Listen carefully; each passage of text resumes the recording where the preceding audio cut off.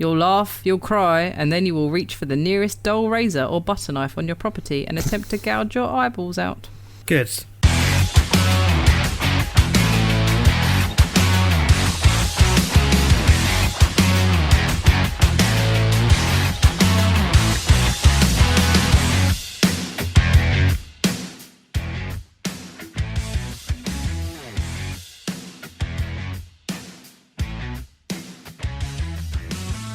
Merry Christmas. Nearly. Sort of. Welcome to episode 20. Fuck, I didn't check what the episode title was. 27, I think? 27. 27. Fantastic. Of the Unusual Suspects podcast. We are one episode away from our Christmas special, but before that, we're still going to talk about Christmas things today. And I'm joined by 1,200 word page review of Santa with Muscles, Andy. Specifically, it was 1,112. You happy? Hello, by the way. You happy with yourself with that? Like, that's probably more words you've written since Drive. I think that's the most words. He doesn't write that many words for Punktastic, I'm pretty sure. Wow. Yeah, I don't write that many for Punktastic, but I will say that's the shortest review I've written for a long time. Most of them are well over 1,500 words. And also joined is the nation's favourite Penny. Hi! So, today was a bit of a difficult one because obviously pandemic happened and films kind of became a little bit non-existent for us in the film podcast for this year especially. But since it's the end of the year, and since we can't come up with any content to come up with the end of the year, we're going with our top favourite films of 2020, guys. Kinda, with an asterisk that we haven't seen everything, disclaimer, so if your film is not in this list, we apologise. Some of us haven't really seen anything. Some of us barely knew 2020 was going on at this point. I think nearly all three of us at this point. As Andy likes to say, some of us work. Yeah. Hey, I worked this week. So we didn't have a chance. Not a day off since January. All right. Yes, you have. Yeah, you Shut have. Shut up. I've been busy. Remember that week-long booze you had with McDonald's and pizzas? Was it your birthday? We went camping. Yeah, it was also last week. Oh, and also last week. I had a week off a couple of weeks ago. I spent my whole time off editing because Penny can be asked. I was actually working. I was making fancy advent calendars. It was hard fancy work. advent calendars. It was really hard work. Not going to lie. Don't you dare diss the fancy advent calendars community. You can't afford one. They're like £100 an advent calendar. Is that it? Is it the ones with There's chocolates no booze in it, Andy. It's just chocolate. Really expensive chocolate that looks like perfume bottle. Yeah, and small chocolate as well. Not even that tasty either. Oh, I don't know. There's one. I can't remember. Pierre, somebody, his chocolate. Pierre, send me some chocolates. They're really good. If you'd like to sponsor us, Pierre, I think it was Pierre Marconi. @gmail.com. Mark Leone, somebody who makes fancy little chocolates. I ate 2 on the way home. They were good. Excellent story. Someone's advent calendar is missing 2 chocolates because Penny snuck them out. No, we had some breakages. It's just an IOU in it instead. IOU. sorry. I just swapped them out, right? I just got Maltesers and wrapped them in Ferrero Rocher wrappers to make them look fancy. Yes, luckily we're not recording this and sending this out to the world or anything that no one can pick this up. It'd be 3 weeks later by then. Be long gone. It's one hell of a start, isn't it? She made sure she put all of those at the beginning of the calendar so no one can call her out. Yeah. Fucking hell. Okay. Well, nation's favourite Penny. Do you want to go first? None of this is true. So what we're going to do, technically, is we've come up with a top 3, which is the bare minimum we could come up with. Or, yeah, at this point. We do have some honourable mentions that we're not going to put into our top 3, though. So I think we'll start with Penny to go first. If you have any honourable mentions that are not in your top 3. Random acts of violence. Can anyone guess what streaming platform it's on? Disney Plus. Strutter. Splutter? Strutter. Oh, I thought you said splutter, and I was like, that sounds like a different kind of service that I don't want to be. Explain. No, it just sounds gross and I don't want to be. No idea what you're talking about. So, Random Acts of Violence is directed and starring Jay Baruchel, if that's how you say it. He was in, is it The End of the World with Seth Rogen and that? And he is the voice of the guy in How to Train Your Dragon. Hiccup. I'm a big fan of him. I like him a lot. I was really excited for this movie. I'm less excited now I've seen it. Honourable mention. Looking up the synopsis, comic book writers discover horrific events are related to a character they created. So yeah, basically this guy called Todd has written a horror comic, and there are some murders that are happening that look like the murders in his comic book. Also has Wade McNeil from Alexis on Fire in it, and he did some of the music, which is great. It looks very nice. It was a cool movie. It just didn't do anything new for me. It didn't grab me. Worth a watch, but if you haven't got time, don't rush out. Sounds like another interesting concept, though. Or not. I mean, from what I remember, it was just a copycat or something. I remember just not really being fussed by most of it. If this is your honourable mentions, I'm a bit worried about your top 3 at the moment. I only saw 5 movies from 2020. Okay. So all right, okay. My top 3 is even a little bit sketchy. Okay. So, but yeah, check it out. I think it was a Shudder exclusive in the end. Looks very nice. Music's pretty good. It's all right if you like horror movies. Ta-da! Cool. What's the other one? Hubie Halloween. Fuck's sake. That was my top film. No, it wasn't. That was my number 1. No, it wasn't. You saw it though, didn't you, Andy? Yeah, I genuinely enjoyed it. Yeah, I liked it. I don't need Adam Sandler's stupid voice in it though. I wish he'd stop doing that voice. I think it's the best film he's done for years, aside from probably Uncut Gems, which I still haven't seen. Oh, I haven't seen it yet. It's another 2020 film, I think. Is it? Hang on. No, I think that was last year, wasn't it? Okay, it might be 19, yeah. So I still haven't seen either, yeah. Yeah, I thought it was funny. I don't need that stupid voice. Was it just the voice that annoyed you? I think so. Is that your only downgrade? Is just his voice? I mean, it was fine for like a silly Halloween movie. I'm now trying to remember the premise of it. Andy, have you got a synopsis of it? Because I can't remember.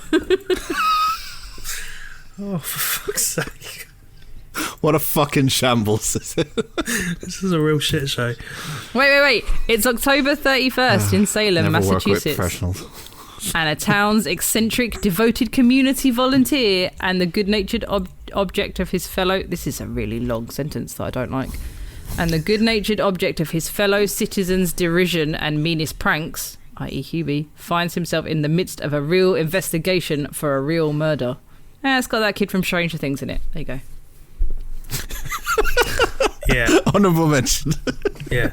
Not the kid that most people would think of. It's not Finn Wolfhard. It's Noah Schnapp, isn't it? No. It's the kid that's not in it very much because he's busy in the Upside Down. Yeah, no. You know what I was gonna do, but I may fucking still do it because it may work. Is I was gonna add like some Oscar kind of music in the background when Penny's just talking over it at the moment. Yeah, it's all right. Just to make a big ceremony. The sausage. Yeah, well, if the people listen, they already know if it's there or not. We don't know yet. True. But yeah, I just imagine it in the back of my head. Sorry. It's me overstaying my welcome with the Oscar. And the winner for best movie with a Stranger Things character is. We should definitely do a movie awards podcast next. What, next year? Next year. When the award season comes around. Movies. It's too early now, isn't it? Yeah, when hopefully more movies come out during the year. And if we can actually have a proper award ceremony. But yeah. Yeah. Well, I also had Hubie Halloween on my honourable mentions list. Because I thought it was quite fun. Yeah, I liked it. Just stop doing that voice, Adam Sandler, please. Thanks. Yeah, but normally he doesn't do the voice and the films are a bit shit and they're too obvious. This at least had a bit of character. It's like a throwback to Billy Madison. I'm assuming this is a comedy. Yes. Yeah. Okay. I haven't seen it. It's almost like a coming-of-age comedy, except it's an adult coming-of-age. He's old. Okay, so it's like Too Many American Pie films, the movie kind of thing? No, No, it's not as bad as that. No, he just seems to be very sweet and a bit special, and everyone in his town is mean to him. He's just too nice. That's the problem. He's too. And he loves Halloween. And he loves. Isn't Halloween. that the start of every Adam Sandler film, though, especially the 90s ones? Everyone hates him, he's different, he's an outcast, and then he decides to do something about it. Yeah. Yeah, that's what I mean. It feels like a throwback to that sort of era. Right, okay. And they all love him in the end, and yeah. Yeah, he's got the stupid voice on, and he's a bit dopey, but is well-meaning and stuff. I see. Yeah. Any other honourable mentions? No, that was... If you're making me do a top 3, that's all I got. Andy? Well, I've got a top 6, because I've only seen 6 this year that I can remember until Dan mentions another one, and then I go, oh yeah, what's that as well? So I've thrown Hubie Halloween in. I'm going to throw in Bad Boys for Life as well, as one of the other 6 films I've seen. Oh, jeez, you know it's very fucking lean this year when Bad Boys for Life comes in. Why Bad Boys for Life? I'm sure others will agree with you, but why? It's just the same old shit that the Bad Boys do, isn't it? Same old. We have to have Oscar music in the background for this. It's just car chases and shooting. Pew, pew, pew. It's gold. The one bad thing about it, I would say, is the title. Because if they were going to do a sequel, and they potentially could do, they've now used the 4 from Bad Boys for Life. So they can't call it Bad Boys 4, number 4 Life now. Forever? Yeah. They could call it Forever. Wouldn't surprise me. How does it rank in terms of the other 2 then? Oh, it's at the bottom. Oh, okay. Jesus. Out of the 3. Well, out even Bad Boys 1, which I really hate. I hate Bad Boys 1 so much. I'm not a massive fan of Bad Boys 2 for me is peak Bad Boys. Bad Boys 2 it's is good. Fun. It's colourful. Henry Rollins is in it. Bad Boys 1 is good and better than this. But it's a bit more straight-laced, Bad Boys. Wow. Jesus Christ. Yeah. So, honourable mention. Yeah. This is a real success, isn't it? Yeah. We've done really well. Yep. I'm so glad I brought this up. We did tell you 3 weeks ago that we hadn't seen anything. At the end of the year, everyone goes, yeah, have you seen Total Film's top 10 list of the year? And they're like, no, but fucking check out Unusual Suspects. There's some fucking bangers in that one. Bad Boys for Life, and I quote, is less better than the first one. I'm sorry, I was too busy watching classics like, I'm not blaming oh my you. god, we're in a horror movie. I actually prefer it when it's like this. We're staying on character, we're staying on brand with ourselves. So yeah. Very on brand. The last one I've got for Honourable Mentions is Borat number 2, which was fine, I thought. Yeah, I think so. It was fine.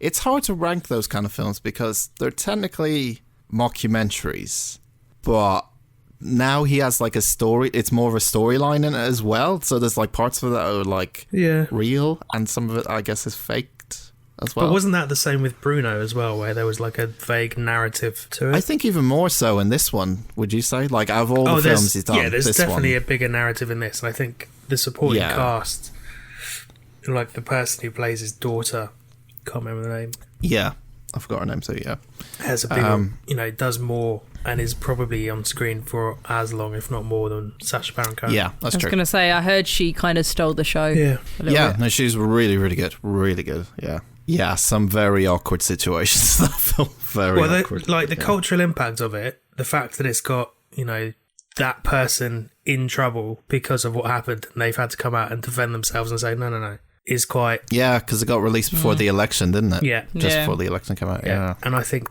I'm not saying that swayed it, but I think that... It outlined some things, yeah. Yeah, it would have solidified ideas for some people. There's a couple of people especially who are involved that are in a high position of power, which I didn't know were in it, who things happen in it. So, yeah. But there's some quite wholesome bits in it as well.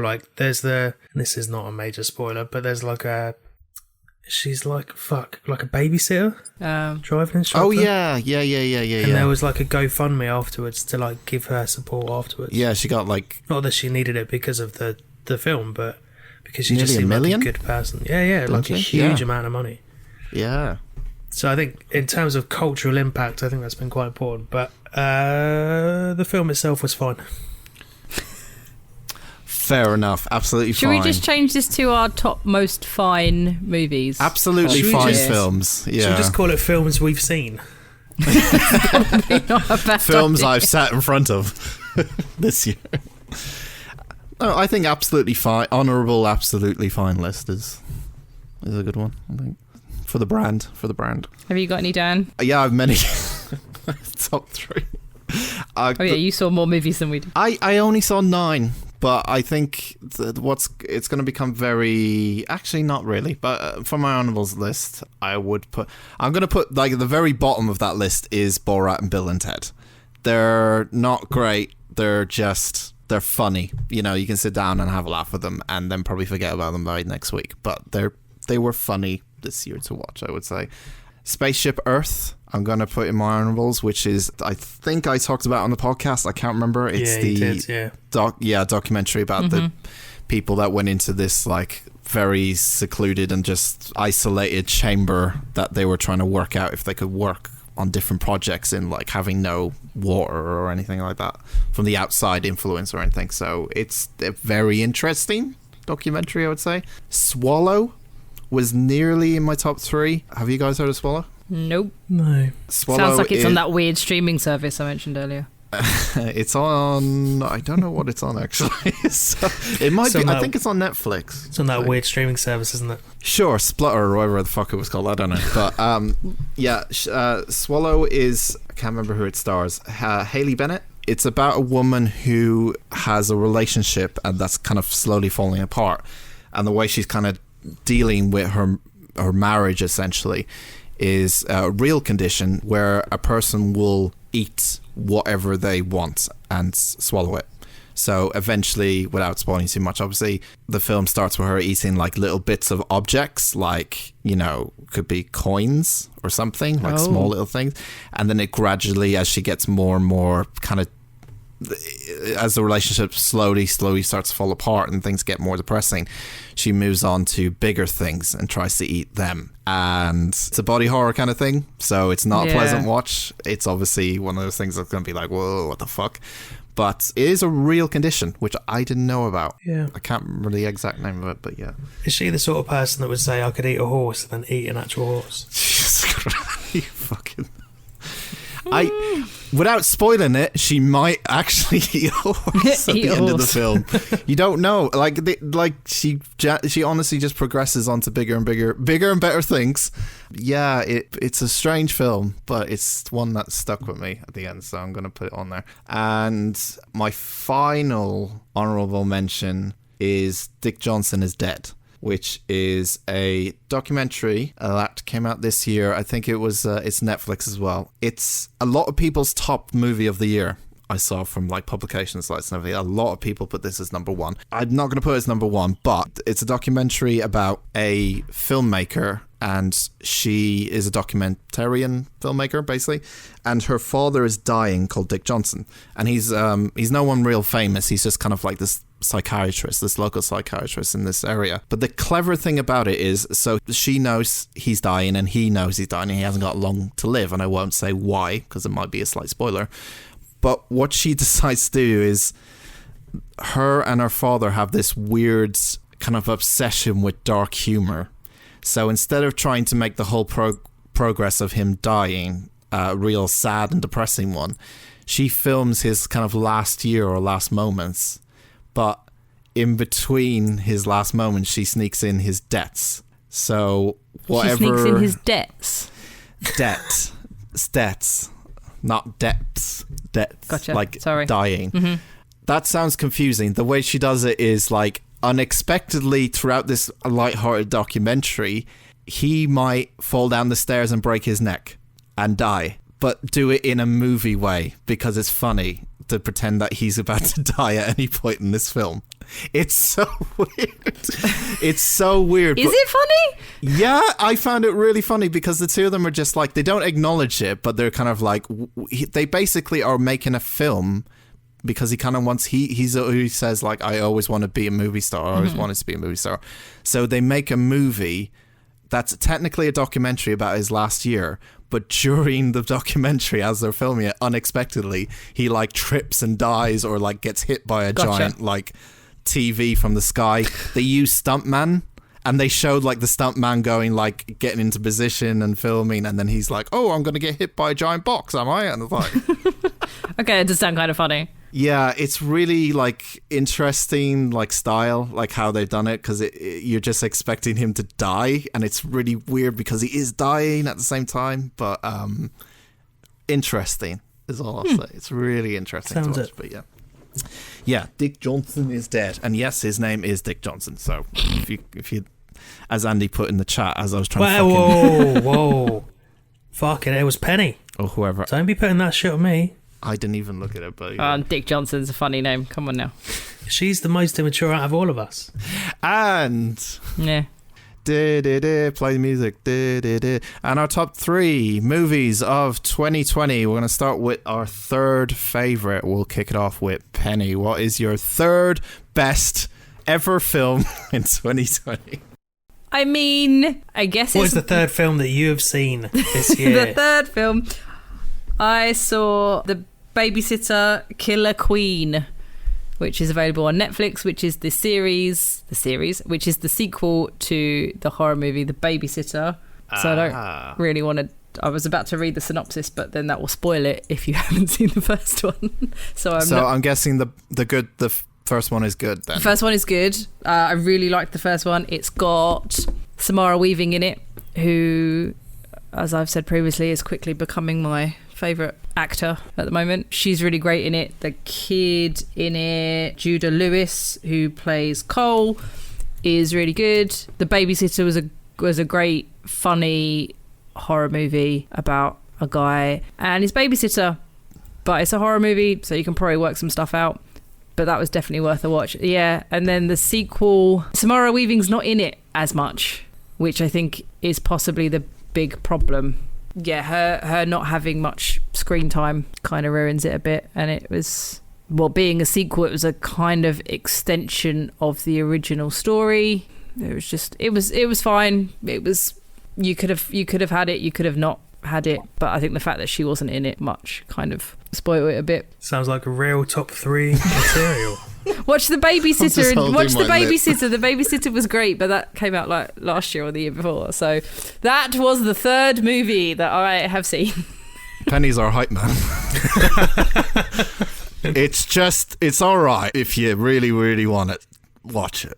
Watch The Babysitter. The Babysitter was great. That was really fun. That was a really fun horror movie. Some nice effects. Watch that one. If you don't have time to watch the second one, you're fine. Over to you, Andy, with the third film that you've seen this year. It's actually the fourth. Oh yeah, I've seen 6 films this year. Oh yeah, because you added one down, last mate. minute because Dan reminded you. What's your point? Nothing. I'm just Some of us have been busy working this year, Pen. That's right. I'm throwing my catchphrase out there. Oh, fuck's sake. New catchphrase every 20 episodes for you. Fuck's sake.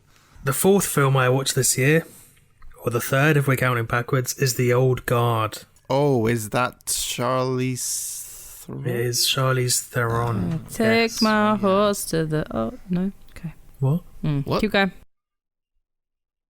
Sure. Okay. I've not heard of this film. I was trying to add something.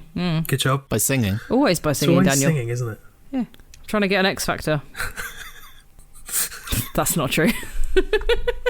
Dad's face. What is going on? I'm just letting her go, man. I don't know what the fuck's going on. Oh, the Coke can comes into fucking frame. That explains it all. That'll help. That'll do it. Yep. Right, anyway. The Old Guard is about a covert team of immortal mercenaries who are suddenly exposed and must now fight to keep their identity a secret just as an unexpected new member arrives. That's right, I read that from IMDb. Immortal... What? There are a bunch of like immortal... Now who doesn't make sense? Shut the fuck up, Ben. I'm talking. How rude. So there are a bunch of like immortal mercenaries. They've lived through like the Middle Ages, and they discover there's a new sort of member, a new person who is also immortal. Okay. So they take her under their wing, and they try and evade some guy who wants to take their immortal powers. But Okay. what's your question? Can we blame 2020 for these films, please? What's your question? I feel like you've got a question. Was it the use of immortal powers? Just letting you explain. It's just fucking hilarious. Sorry. Sorry. So these immortal people has powers, and the guy's trying to take the powers from them, right? Correct. Yeah. Right. Okay. Cool. If anyone saw any good films this year, let us know on socials. Because apparently we missed them. No, I'm sure it's good. I heard kind of good to mixed things about this film, so I heard this is kind of... I mean, it's got the guy from Harry Potter in it. Is that a plus? Which one? The dude who played Dudley. I watched him in... What was he in? He's in The Queen's Gambit. Yeah, Harry Wait a Melling. minute. Harry Melling is called. Yeah. But it's based on a comic book film, so it's got Charlize Theron. Sorry, it's based on a graphic novel, I should say. Cool. Do you think we've lost Dan? Yep, he's gone. Keep going. Gone. Dudley. The glue's gone. Dudley did him in. Oh, sorry. Professional. Go. So it's got Harry Melling, Charlize Theron, Kiki Lane, Chiwetel Ejiofor. Cast is pretty solid. The action is as good as Charlize Theron can do. It's as good as she can do. I mean, that's a high Bless her. standard, you know. She Oh, is, okay. It just the way you said it, it just was like, it's the best she can do. No, she's solid. She's her really age. great. It looks looks pretty good, but it's just quite a nice narrative the whole way through. It's like the old guard bringing in the new sort of recruit and building them up. Probably why it's called the old guard, I guess. Dudley's smashing it this There you year. go. Great. Okay. Thank you, Andy. So Dan, what was a film that you saw? my third favorite film of the year is my most recent film I've watched. It's My Octopus Teacher, which is a Netflix documentary. Yeah. It is a documentary about a guy who, for reasons, decides that he's going to go swimming in the ocean one day. And he's a filmmaker as well. He's a documentarian as well. And he's kind of using it as like writer's block in a way. So he's trying to swim in the ocean to kind of free his mind because he's suffering from writer's block and stuff. And he decides to bring his camera along.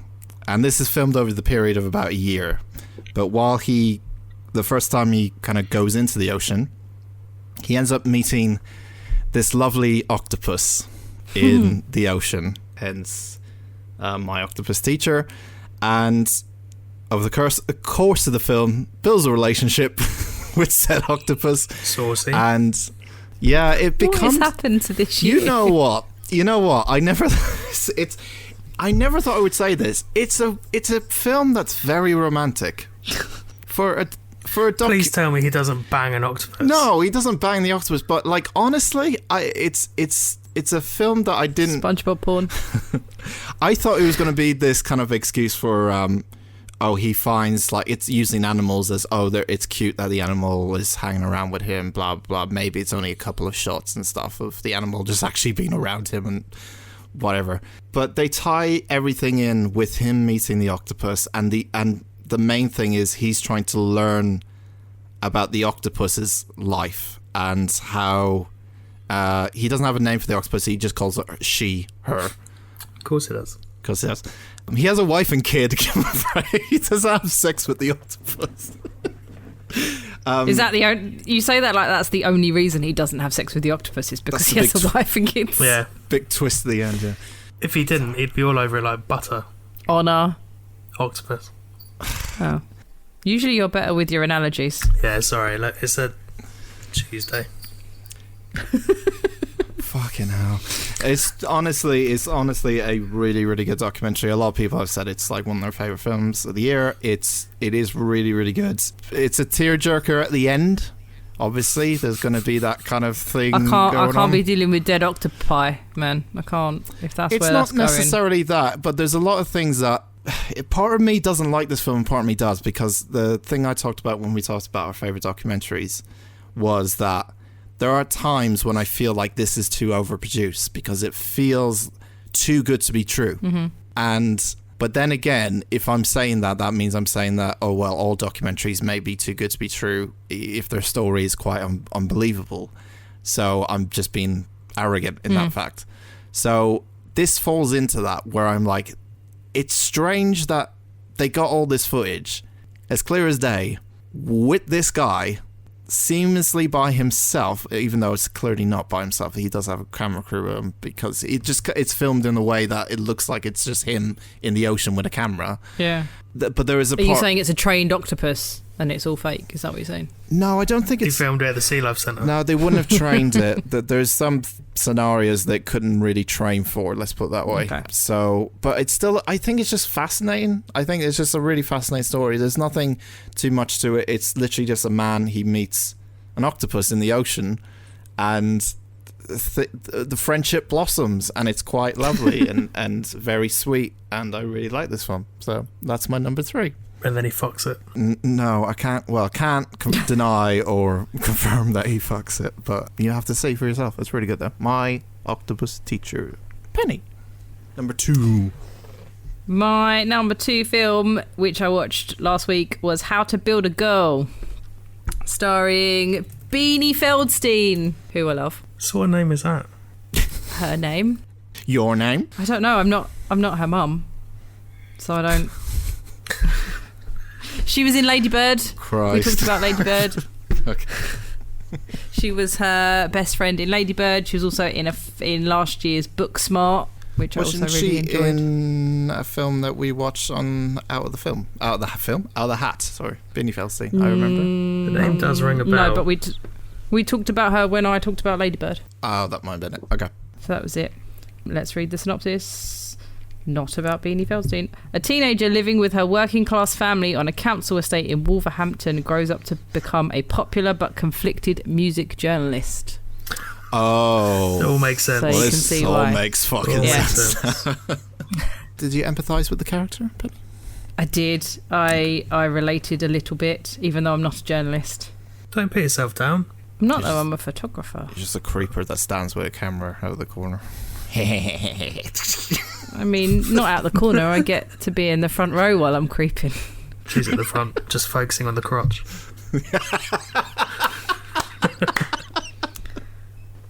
Anyway, number 2. We done? No, go on. Fen, you gotta give a bit more. Come on. No, I was just waiting for you guys to be finished. Yeah, we're just tangenting. That's just a tangenting thing we do. Beanie Feldstein is American. Her Wolverhampton accent is a thing. I kind of want to hear it now. Yeah, I was going to ask, is it questionable or? I mean, I'm not great with accents anyway, but just I guess because I'm just aware of her being American, and it sounds, you know how Americans think we sound. There's a lot of English people in it. The cast is really great. Paddy Considine's in it. There's like some cameos. She's got some pictures on her wall that she talks to, and it's got Michael Sheen, Mel and Sue, Alexi Sale, Lily Allen, Jamila Jamil. Chris O'Dowd is an actual character in it. Lily Allen's brother Alfie is in it. Frankie Delaney, I don't know if he pronounces that E, who stars in Fear the Walking Dead. He's also in it.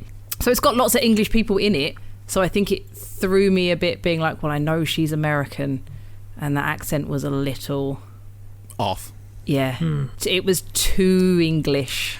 I felt if that with I think either Snatch, a little bit. I think it was Snatch, and maybe another film I'm trying to think of that had like American actors trying to do English voices. I think I can't remember the other one, but yeah, sometimes pulls off, but sometimes doesn't, I guess. But yeah, because she's kind of like, I can't do it, but like Wolverhampton, like she's very stereotypical of what I guess Americans think they sound like. I don't know. I think we're obviously more attuned to it because we live here. Like if someone said, can you tell me what this accent is? It's an American accent. I'd probably go, no, probably American. Can you tell me Oregon accent or something? Would be like, oh, I have fucking no idea.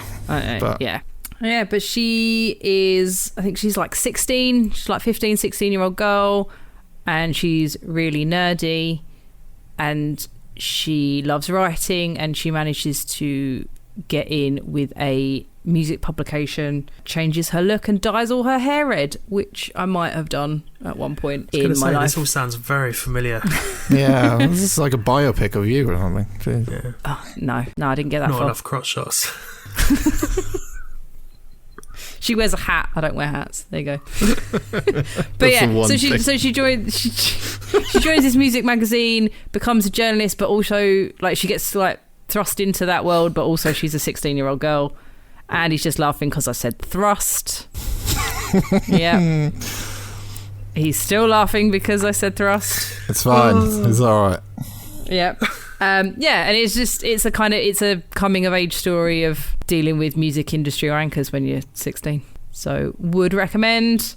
Don't know where you can watch it, but go check that out. Cool. Or anything else that Beanie Feldstein is in, because she is fucking great. Okay. Andy, what's your number two film of the year?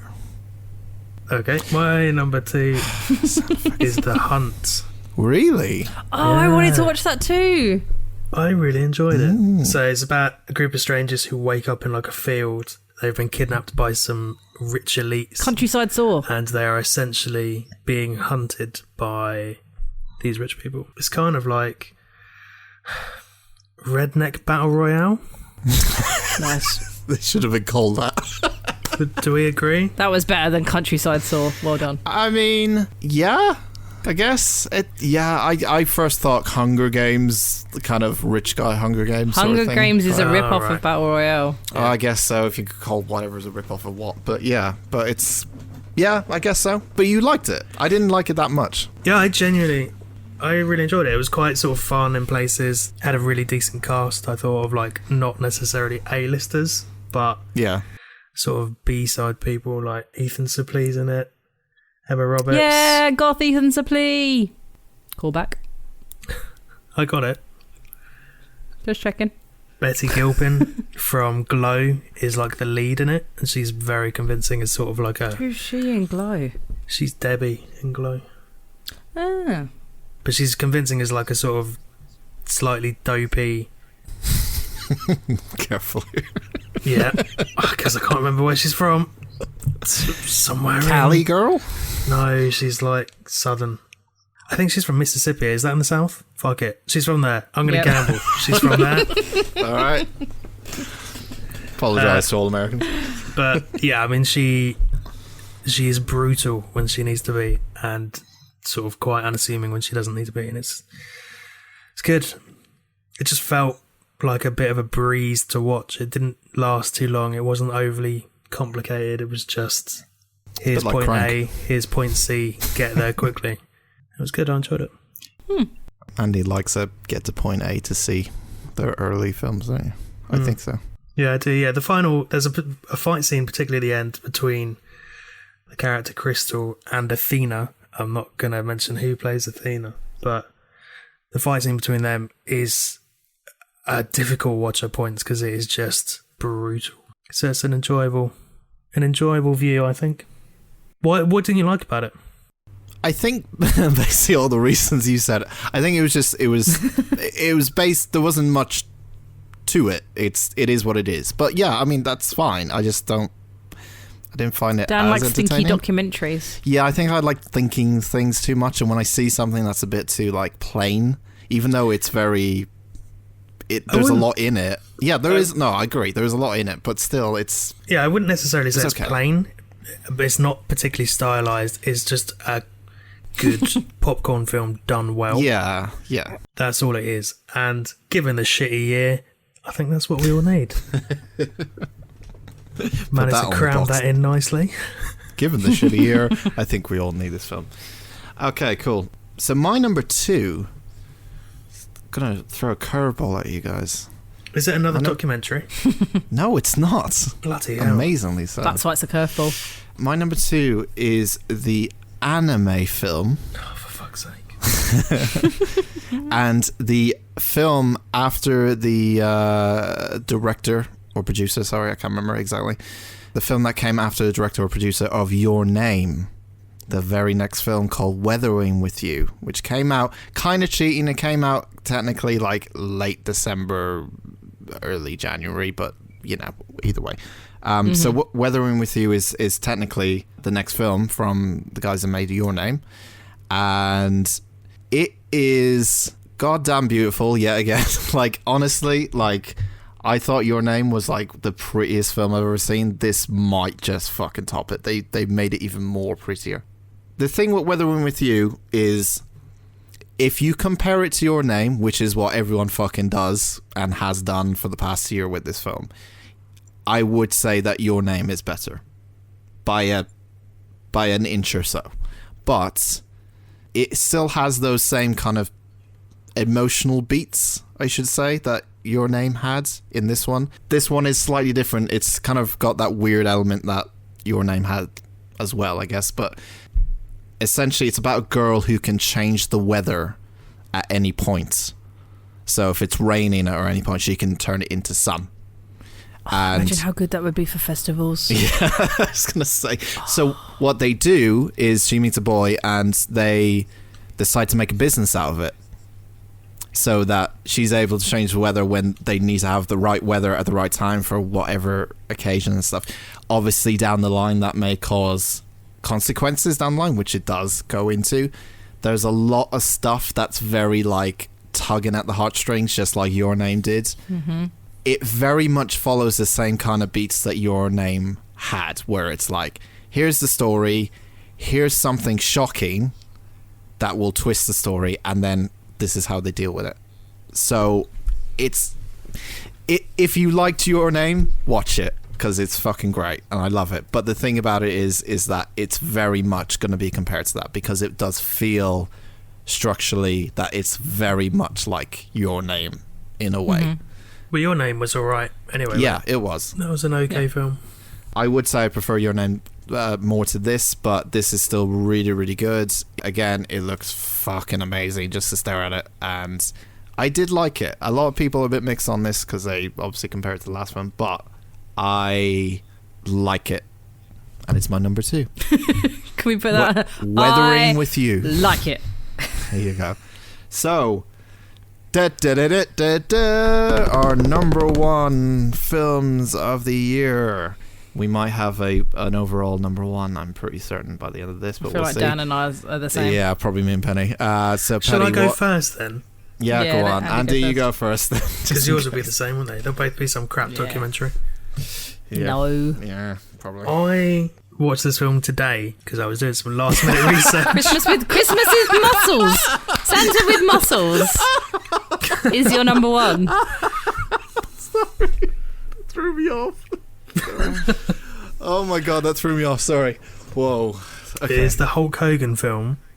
No. Yeah. Please tell me. I keep calling it Christmas with muscles. That's not right. So I've been calling it that all week.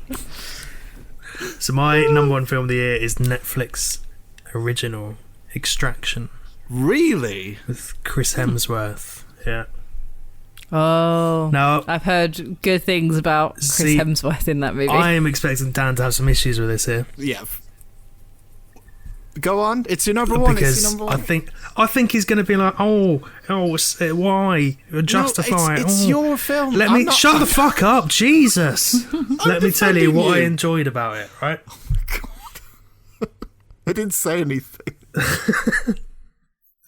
There was some pretty decent action scenes. It was directed by Sam Hargrave, who was a stunt coordinator for a load of the Marvel films, so there's made his name as a stunt coordinator.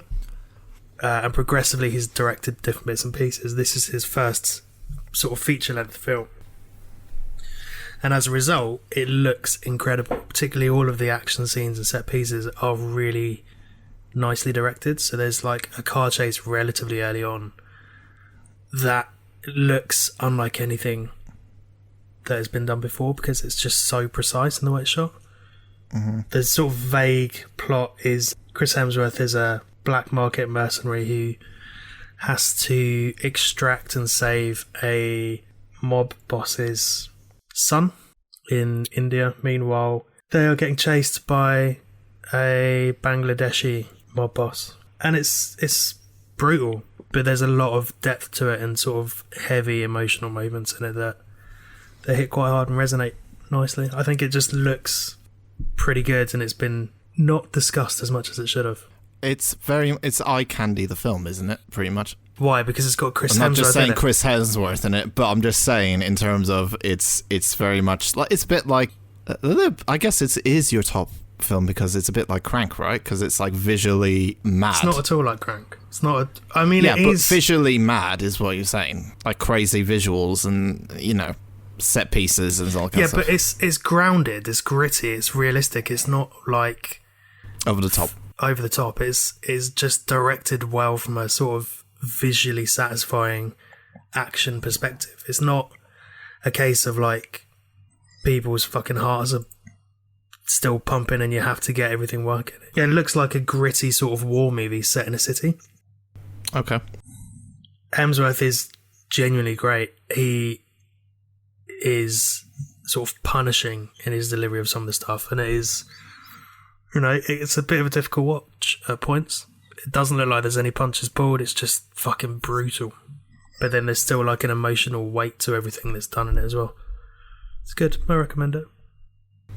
Even though I watched it today. Film you watched today, your number one film, Extraction. So was your number 2 your number 1 until today? When I started thinking about the list at 6 p.m, it was number 1. Jesus Christ. Call ourselves a movie podcast. Been busy. Busy. He had work, I'm too busy for you fucking listeners listening to us, taking your time out to listen to us. How dare you? How dare you? How dare you? Anyway, Penny, what's our number 1 together, I guess? I'm a Zoom ghost. It is Host. Friends Reunited. Oh. Okay. Friends Reunited. Whatever it's called. Unfriended. Dark web, whatever it can. No. Host, which was on Shudder. And is it on Netflix? When did you watch it? I watched it in March. By the way, it's my number 1 as well, so we'll just kill the climax for that. But it's my number 1 as well as Host. So Penny can explain. Host is a ghosty movie. 6 friends accidentally invite the attention of a demonic presence during an online seance and begin noticing strange occurrences in their home. So, yep, 6 friends and some spooky lady have a seance via Zoom, and things go wrong. Call a ghost. Yeah, things go wrong. It sounds not great. Bad things happen. Yeah, it was filmed entirely during lockdown, all separately. But I think from what I read, they all filmed it together at the same time. Like they ran through it like a play, I believe. Yeah. It was kind of half. What's the word? Half. Forgot. I even forgot words.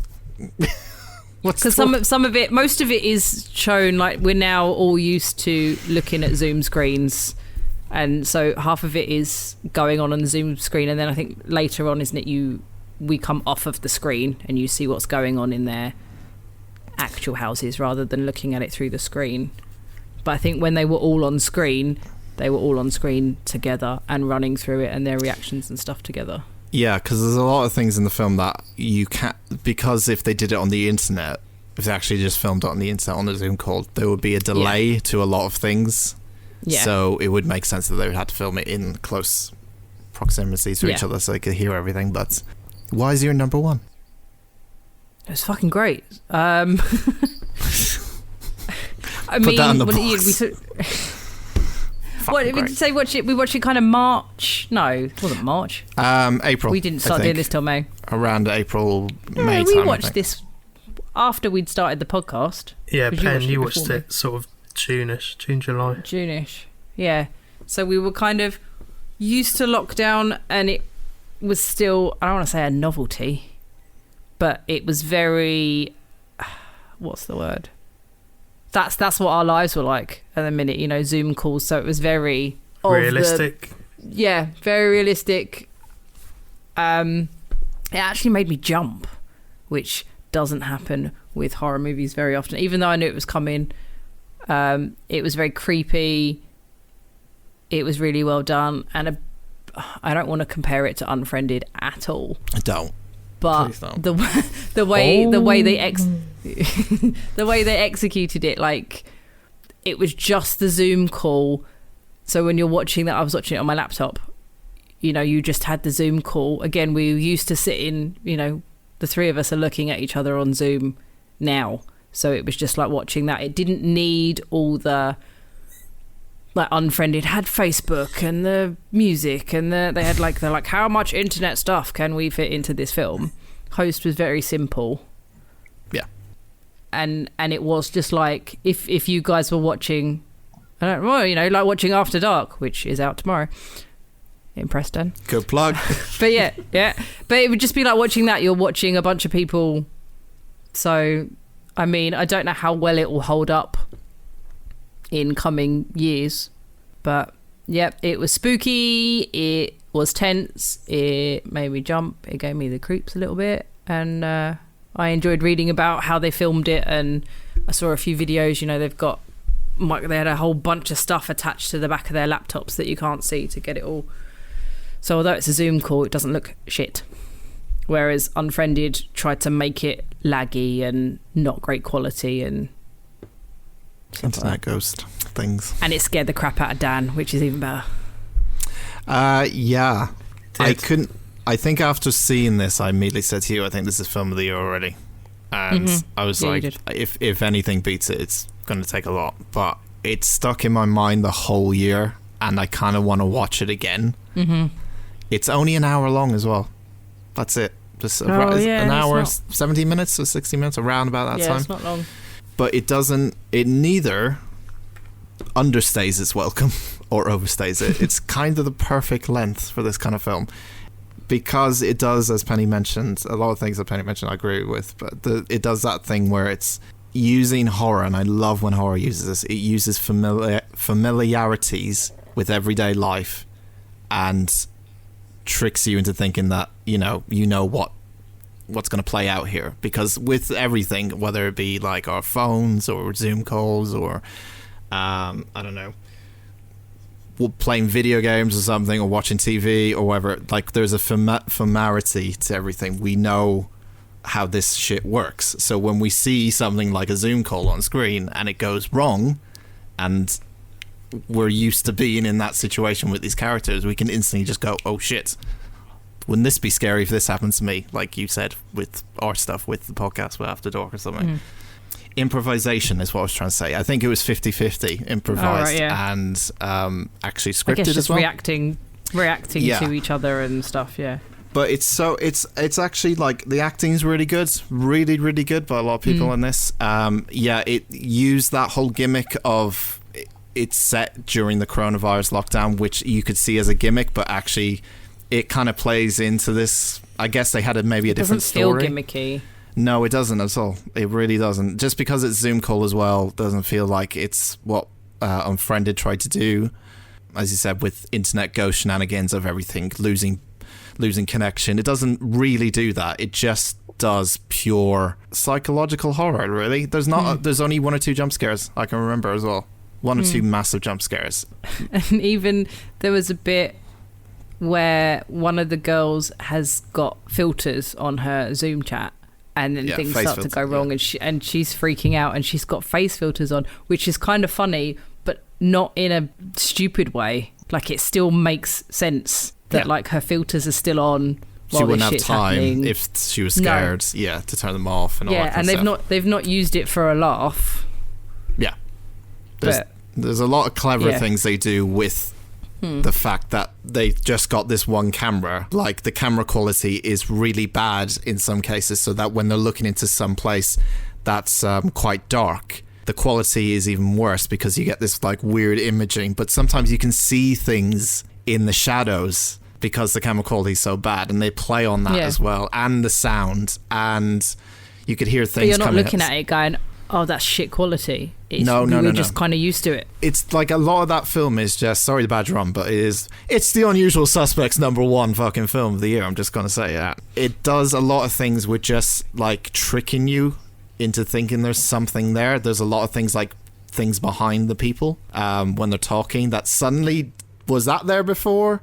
There's like figurines that you maybe can work out in the background, just little things like that would freak you out. So it does a lot of things like that. It's pretty subtle. Yeah, very subtle. And honestly scary. Like, honestly, I haven't been scared in a film in quite a while like that for a host. So, my number one as well. And it's a horror movie, yeah. Oh, fuck, I need the button. Yeah, you do. Especially as it's about an internet ghost. Come on Hold now. the line, caller. Whoa, I'm an internet ghost. I'm an internet ghost. And an internet ghost is our number one film of 2020, technically. Who would have thunk I it? feel like no one should be surprised. No one should be surprised. Has anyone got any dishonourable mentions? Oh, yeah. Oh, no, but I have an honourable mention that's not a film. Okay. I think I don't know if I mentioned it before, but Video Palace, the Shudder podcast, which is available on Shudder and on Spotify, is I don't know how many episode long podcast that scared the bejesus out of me. I don't very often have to put something light-hearted on before I go to bed. I can usually watch serial killers and murderers and go to sleep quite nicely. But it's a fictional podcast, as if the main character, because I didn't look any of this up and I can't remember, but the main character, he's doing a podcast about some white VHS tapes. There's kind of a legend and some spooky stuff around these white VHS tapes that apparently used to exist, and he's doing some research on that. And so it's him talking to people that say they've seen them or trying to work out where they came from, and in that kind of VHS collector world. So it's all set as if it's real. It's really creepy. It's really good. It's really unnerving. Yeah, I got hooked listening to it, and there were a couple of times I was like, I need to put something nice on now because this is giving me the creeps, which doesn't happen very often either. So check that out as well. Very good. I'm going to put Birds of Prey in for a dishonourable mention. I knew you would. I knew you would. Crap. Absolute crap. Bloodshot as well was also crap. And The Gentleman wasn't crap, but I was disappointed by it. Charlie Hunnam's in that, isn't he? Yeah. You sent us a bit of text Charlie. message when you were starting that film going, this is really good. So I guess it wasn't really good then. It felt a little bit toothless. How Train Your Dragon. Nom, It nom, nom. just felt a little disappointing to me, to be honest. Maybe my expectations were too high. I don't know why. It's a Guy Ritchie film. They've not been good for years. That's probably your fault. But, yeah, it just felt a little bit toothless. I imagine Sonic is in yours, Dan.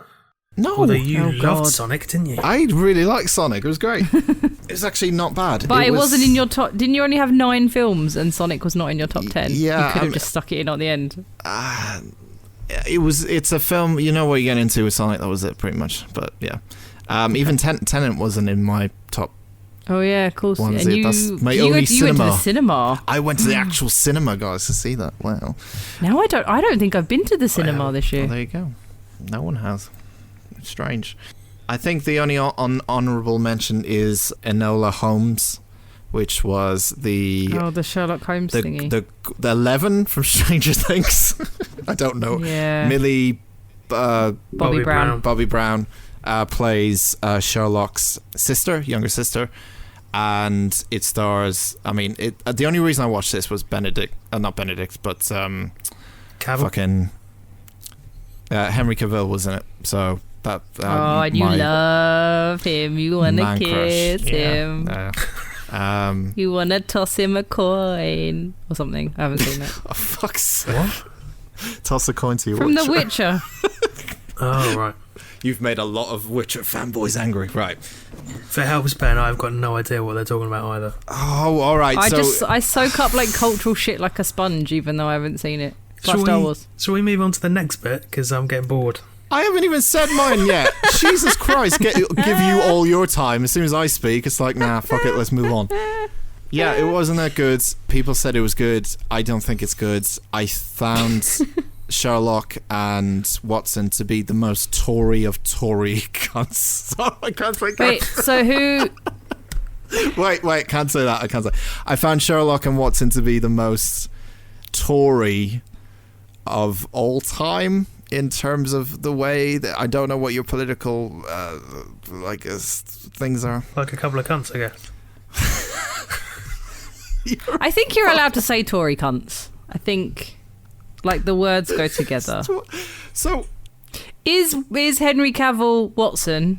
no, he's Sherlock. Oh, he's Sherlock, and she's baby Sherlock. So who's Watson? Sister. I don't remember. I like What? How is? I thought she's Watson. No, she's No. sister, she's Enola. Enola Holmes. Oh yeah, okay, but you don't know who Watson is. That's why it's called Enola Holmes. You just said Sherlock and Watson were rubbish, so I Yeah. was like, what? Who was Watson? Watson is in it. So who plays? Yeah. I don't know, Pen. Okay. Sam Claflin plays Mycroft. Yes, he does. I know that.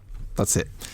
My point being was that it wasn't really good, and a lot of people really liked it, and it got really high critic reviews. I just found it to be unlikable. Even Enola was a bit... Like, they're not likable characters because they're too posh, essentially. Like, they're just too up their own arse about everything, and they legitimately are in this film. So I didn't really like the characters as much, or portrayal of the family, I guess, but... As a big Sherlock Is it just fan. because Robert Downey Jr. is the best Sherlock Holmes? He is not. I don't think he is. I think he is. He's definitely not. There's only See him, one. McGregor. You and McGregor were It's Sherlock fucking Holmes. Benedict, you fellas. It's not Benedict. Yes, it is. All right, let's move on. Okay, that was my... I can't remember if I... Oh, well, when I want to say something, no, you just want to move on. I'm done. Carry on. What's wrong with you? What a fucking fun episode we're having. I'm having a great Definitely time. feeling festive. It's end of the year. We're just fucking hate each other at this point. It was coming. We all knew I'm it was having a coming. lovely time. I don't know what you're on about. Yeah, whatever. You say that now, Bennett. Second say we start that now. recording. Wah, you're so mean to me. No, I usually complain about that when we are recording. Yeah, that's true. Anyway, do we have anything else before we go off our lists for the year? No. Nope. Done.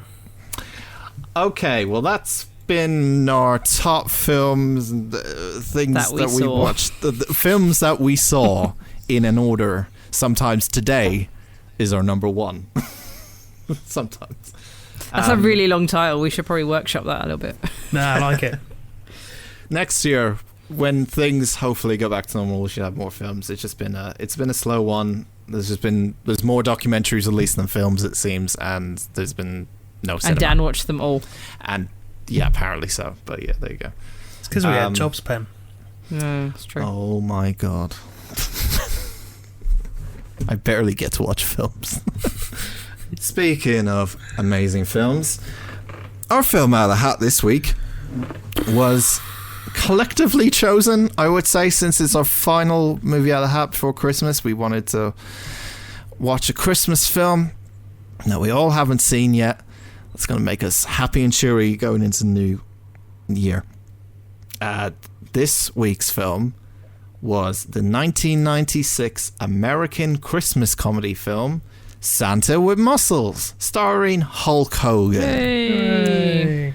It Our was favourite Hogan. Have that, Nick. Our favourite Hulk Hogan. It's the only Hulk Hogan. Our isn't it? favourite Hogan. our favourite Barry Hogan. Isn't it? I found it really funny. It's co-produced by Jordan Belfort from the guy who's Wolf on Wall Street. Yeah. Is it? Yeah. Yes. If you look it up on Wow. Wikipedia, he's co-produced by John Belfort. Oh. I found it really strange that he Bonkers, did isn't that. it? Yeah, it's really odd. Anyway, Santa with Muscles is a strange one, as we'll explain. I made very little notes on it, but Andy's written a whole essay, so he's probably going to jump in quite a bit. I have one note before the film actually starts. Go on. The first note I've written is about the font that they use for the credits at the beginning. Did it look familiar to you, Andrew? It did Just look because you said, familiar. I It must looked have missed very this. horror to me. I'm pretty sure that it's the same font they used for Elvira. Because I thought that. I was like, why are they using a horror movie font? And I'm looking at it, I'm like, I'm pretty sure it's the same font. Which for a Christmas, I use Christmas lightly, Christmas, inverted commas, Christmas film with Hulk Hogan, I thought was very odd. I There must you have go. missed that then. Okay. Well, I didn't really pay attention to Elvira after all, because it was No, about exactly. boobs, of course, and Dan doesn't like boobs. Let's keep using that joke till the end of time. Anyway. You wait till you see the mouse mat I've got you for Christmas. Oh, yeah. Mouse mat. Yeah, boob mouse mats. Have you ever seen? Anyway, stop. Santa with muscles. I put 60s Batman meets the A-Team. Is what I felt like. So there's this rich guy, played by Hulk Hogan, called Blake Thorne. And what he likes to do, especially at the start of this film, is he likes to pretend that he's in a fight sequence with his butler, his driver, his chef, anyone who works around his big mole mansion, because he's such a rich guy. He likes to pretend he's doing like a John Wick style fight scene. That's really terrible. His gardener was the best one, I think, because he was like, yeah! It was so exaggerated, wasn't it? Every time. I'm like, you're not going to have to sneak up on him if you're just like, before you attack him. It's genuinely, sometimes in this film, I was like confused, but sometimes I'm like, that's just funny to me. And that was honestly one of those moments opening with originally, I didn't realise, they don't make it clear that it's his staff. He's just sat around his house and a bunch of people attack him and he beats the crap out of them. That's and then what you're I think like, that oh, they was the work for him. intention. That was the intention, Penny. Yeah, no, I know, but that's what I'm saying. I was just like, I was so confused at this Christmas film. I think you were supposed to believe that he's broken into this place and he's beating him up. He's a secret agent or something. Yeah. Secret agent Hogan. In all his camouflage. Yeah, he's wearing, was it army camouflage? Kind of. Yeah. The whole, most of the film, except when he's not Santa. Yeah. So we learn he's a rich guy and he has many products with his face on them. And he acts like an absolute bellend for the first couple of... Like, he is so... he can't pull off the posh guy, I'm so rich voice, can he? It was weird. Like, the cadence was all odd and, like, it sounded overly enunciated. I thought he was going to be like that for the whole film. Too. I was like, no, he doesn't speak like this throughout the whole thing. It's just... I think I also assumed, like, him being like that all the way through. I was like, oh, is this... Like, one, the dialogue is not good. No. Like, one of the things he said with Nothing his rules. That was it. He's like, I'm a rules guy. Calls. Yeah. Business always calls when you're having fun. Like, just the way he said it, I'm like, oh, is this just his acting? But obviously not. It was just the weird pre-Santa poshness. It's like he's pretending in the film to already be posh and rich. Like, he's playing it. He's playing a character on top of another character in a way. Like he's inceptioned it a bit. Yeah, because it was I'm not saying his acting was amazing, but it wasn't as bad as it was right at the beginning. Yeah. Like when he's doing this posh voice, I was like, I can't possibly watch this if he is going to be like this the entire time. Yeah, it's that voice. It up, didn't he? Yeah, it's that voice of like, I'm so great. I did it, like that same tone the whole way through. It's weird. As Penny mentioned, he's a rules guy. He has many rules, and 137. Yeah, 337. He makes all his butlers and people he pays. Chaz, remember them. Chaz the butler. Poor Chaz the butler has so much shit to put up with from him. Mm-hmm. Poor Chaz. He ends up being like, I don't really know much what happens after this, but he ends up getting into fucking hell, this is like the first 10 minutes. I know, but it's weird. He ends up going like paintballing, and then he shoots a guy in the chest and goes ha ha ha, and then runs off in his car. He cheats at paintball. He cheats at paintball because he is an asshole, and the whole thing we're getting at is he's Scrooge, but the modern day Scrooge. Yeah, he beats up all his staff. They go and play paintball, and he cheats, and then he gets in a high-speed chase with policemen. Who he then shoots. Shoots with paintballs. With paintballs. Should add that in. That could be 2020. Oh yeah. Yeah, he ends up he's a nuisance. He's this rich nuisance guy. Apparently, he's the richest guy in the fucking town or something. But from selling like energy bars. Yeah. Yeah. Energy bars, protein shakes, all sorts. All that shit. Yeah. Essentially, he's just a prick. Let's move on. Essentially, is that why the guy from Wolf on Wall Street coverages? Possibly. Might be, yeah. Might be. I see myself in this guy. I don't know. Meanwhile, in Santa's house in the mall or grotto, Is it Lemmy or Lenny? Lenny. The Lenny. elf. Lenny. Lenny the elf. I love this bit. I'm just going to preface, I love the next 10 minutes. I love it. Lenny the elf is on the phone to the bad guys. and he's like, we need to get Santa. But Santa hasn't turned up at the Grosso where Lenny the elf is working. But he's also on the phone to the bad guys of this film, as we get to learn later. But at this point, he's just waiting for a Santa to arrive. We get introduced to the worst supervillain group I think I've ever seen in my entire life. They have the best names, though. We have Safari Man, which I don't know his real name, but right. Okay. I don't know the real the evil names. villain team. The evil villain team, which Yeah. is the bad guy, introduces him. So I didn't get the main one, the main doctor. Yeah, there's a scientist. There's a doctor. guy. I missed him completely. But then his bunch of scientists. There's a geologist whose name is Mr. Flint. who looks like he's going on safari. He does look like he's going on safari. Yeah, Nigel There's Thornberry. Mr. Vial. Mr. Vial is a chemist. He's See a what gas they're doing man. here. Yeah. And then there's gas Miss man. Wop. I put gas man. I just put gas man. He comes round, checks your meter, fucks off again. Yeah, that's what. But he goes, this is my geologist, Mr. Flint. This is my chemist, Mr. Vial. And this is the very attractive Miss Watt. Doesn't say what she's a scientist of, She's but got she is electrical electrical. gloves, hasn't she? Electro hangirl. Yeah, just electric Yeah, she has. hangirl. But he introduces what they all do as scientists and their name. But then he's just like, yeah, this is Miss Watt. She's kind of cute. He doesn't really say They walk out anything. like they're the fucking Avengers or something. Like, it's just Yeah. made me Why didn't laugh. he say she was shockingly attractive? I know. Oh, Jesus Christ. But I thought it was good that their parents gave them good name. You know, they've got good names to go with their careers. It's quite useful. Yeah. And then the head villain is Mr. Frost, I think he said, which just goes into play with everything we're doing Who is here. Ed Begley Jr. So why do they want Santa? Is that part The of why we Santa's got find out- nothing to do with the bad guys. Yeah, so why were Lenny they on the needs phone money. to Lenny? Yeah. Lenny owes them money. Yeah. Owes the bad guys money, and That's he needs it. money. Yeah. That's it. Oh, this film could have all been avoided if Lenny didn't. Oh, fuck's sake.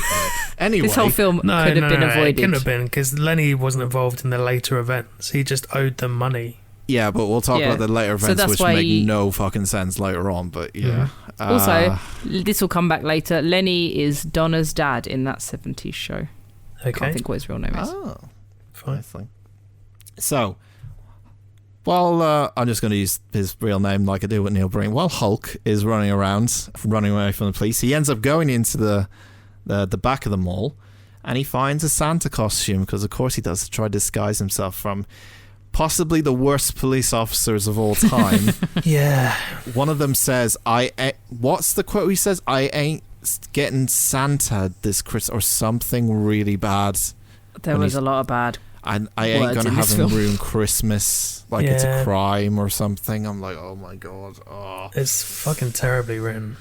Yeah, it's really bad. He ends up finding a Santa costume, kind of evades the officers. He ends up falling down a chute like a garbage chute and smacks his head off the garbage chute, lands out the other side, where Lenny the elf is currently positioned to steal his wallet and his identity, because he's a good little elf. Lenny. Everyone got amnesia when they hit their head in the 90s. Like, you know how Yeah. when you were younger you thought quicksand was going to be a bigger deal Yeah. than it actually is? Yeah. I thought Yes. like hitting my head and getting amnesia would be a thing. But Yeah, I've hit my head a bunch of times and it's never happened. it does seem to happen in the 90s quite a bit, especially in film and television. And then all you have to do is hit it again and then you're fine. And you're Yeah. fine, I'm- yeah. I don't think that's how that works, but you know. Someone dropped a big Santa on Santa's head. When he was hiding in the garbage chute, some Oh yeah, he did. rubbish guy was chucking and a that's why giant he fell Santa down. statue, and that's why he fell down. Yeah. That is true. Was that a metaphor? Please don't tell me there were metaphors in this film because I did not spot any I of think them. there was No. one at the end, but I was like, I'm not too sure. That's usually a bad sign if I'm not too sure if the metaphor or not. Anyway, Also, he- hang on yes. a sec. So when he was on the floor, right, and Lenny had stolen his wallet, he tried to drag him away, Yeah. and he couldn't. but he's too big. Yeah. He was like, you're a big I know where you're Santa. going with this now. And then he puts him over his shoulder about 30 seconds later. Like, he just slings him over. Yeah, and hits his head a lot, but that doesn't fix the amnesia. No. But why did he try to take the body? I guess he wanted to have a Santa at the He wanted grotto. to drag him to He the needed- grotto, and then he woke Yeah. him up, Yeah. and then he put him over his shoulder for some reason. Because that other woman that ran the grotto was like, first one to get me a Santa gets $50. Oh yeah, and then he was trying to get the money, and then he stole his Yeah. wallet. Okay, so now Lenny has lots of money because he's stolen this rich guy Blake's money and his wallet, his credit card, MasterCard, debit card, American Express, as he fucking annoyingly puts it. So Hogan wakes up and has forgotten who he is, but is so convinced that he's Santa really quickly. Yeah, Lenny tells him he's Santa. Yeah, you're Santa. Like, I get you get amnesia, but like, if you were that level of amnesia, you would have forgotten how to drive, how to to do what anything is. Surely you would. The thing is, I feel like he's not massively convinced that he's Santa, but he just goes with Goes it. It's because he with woke it, up in yeah. a Santa suit and thought, I must be Santa. That'd be it. I'm Santa. It happens to me every Halloween. I wake up and I'm like, oh shit, I'm a bat. It's mad. Anyway, he ends up, being kind of convinced by Lenny to be Santa, which then Lenny brings him to the grotto in the mall. He ends up being Santa for a couple of minutes when some bad guys are trying to steal some stuff. And then Hogan rolls into action as Santa Claus and stops the bad guys in the mall. And he's like, don't do that at The shit out of Christmas. everyone. Because Christmas is about being nice, And not Christmas. beating people up. not beating He people up, says after beating people up. having no authority to do so otherwise, even though he says he's Santa Claus, not the police. Either way. He's better than the policeman in this, though. He is. To be honest, the police in this are just the worst thing ever. We'll come back to them. Yeah. So, what we learn is that there's this orphanage, okay, where the bad guys from earlier want to take this orphanage. So they've got this map where they've got X's all over it, and there's the orphanage that's kind of like in the middle that they're trying to take over. They're taking over various parts in the city. They really want that orphanage, and this is where Hogan ends up going to said orphanage. I can't remember the reason why he went to the orphanage in the first place. So the money was stole that the thieves at the mall tried to take was for a help the children's mission thing, which is the orphanage. Yeah. Oh, so he just went there to give it Yeah, back. he saw it and went, I Yeah. feel like I need to go Oh, there, yeah. and then fucks off like the Pied Piper I feel like I need to go with all these kids He following him just around. says that, doesn't he? Yeah. Well, you say that. There are only 3 Oh. children in that orphanage. Jesus. Yeah, it's weird, It's a isn't really it? big orphanage. Yeah, with Right, church and they've everything. got a church in there, and Yeah. there's literally 3 children in it. Yeah. So it's they probably haunted. should have just moved to a smaller place. Maybe it's You know, they're haunted. taking up all Would that have room. saved all of their problems. Yeah.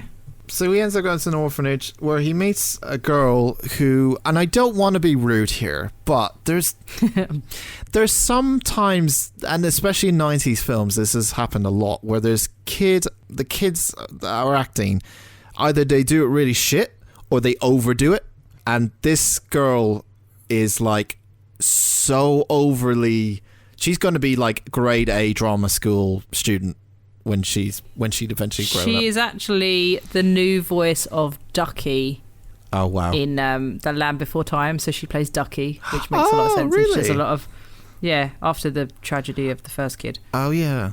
I think they just made her. She's too quirky. I feel like they wanted her to ham that up and make it extra like, oh my gosh, Santa, it's Christmas, like extra. Yeah. Yeah, because there's not a lot that's Christmassy about this film, apart No. from the fact that he's Santa. It's like set in California and it's sunny all the time.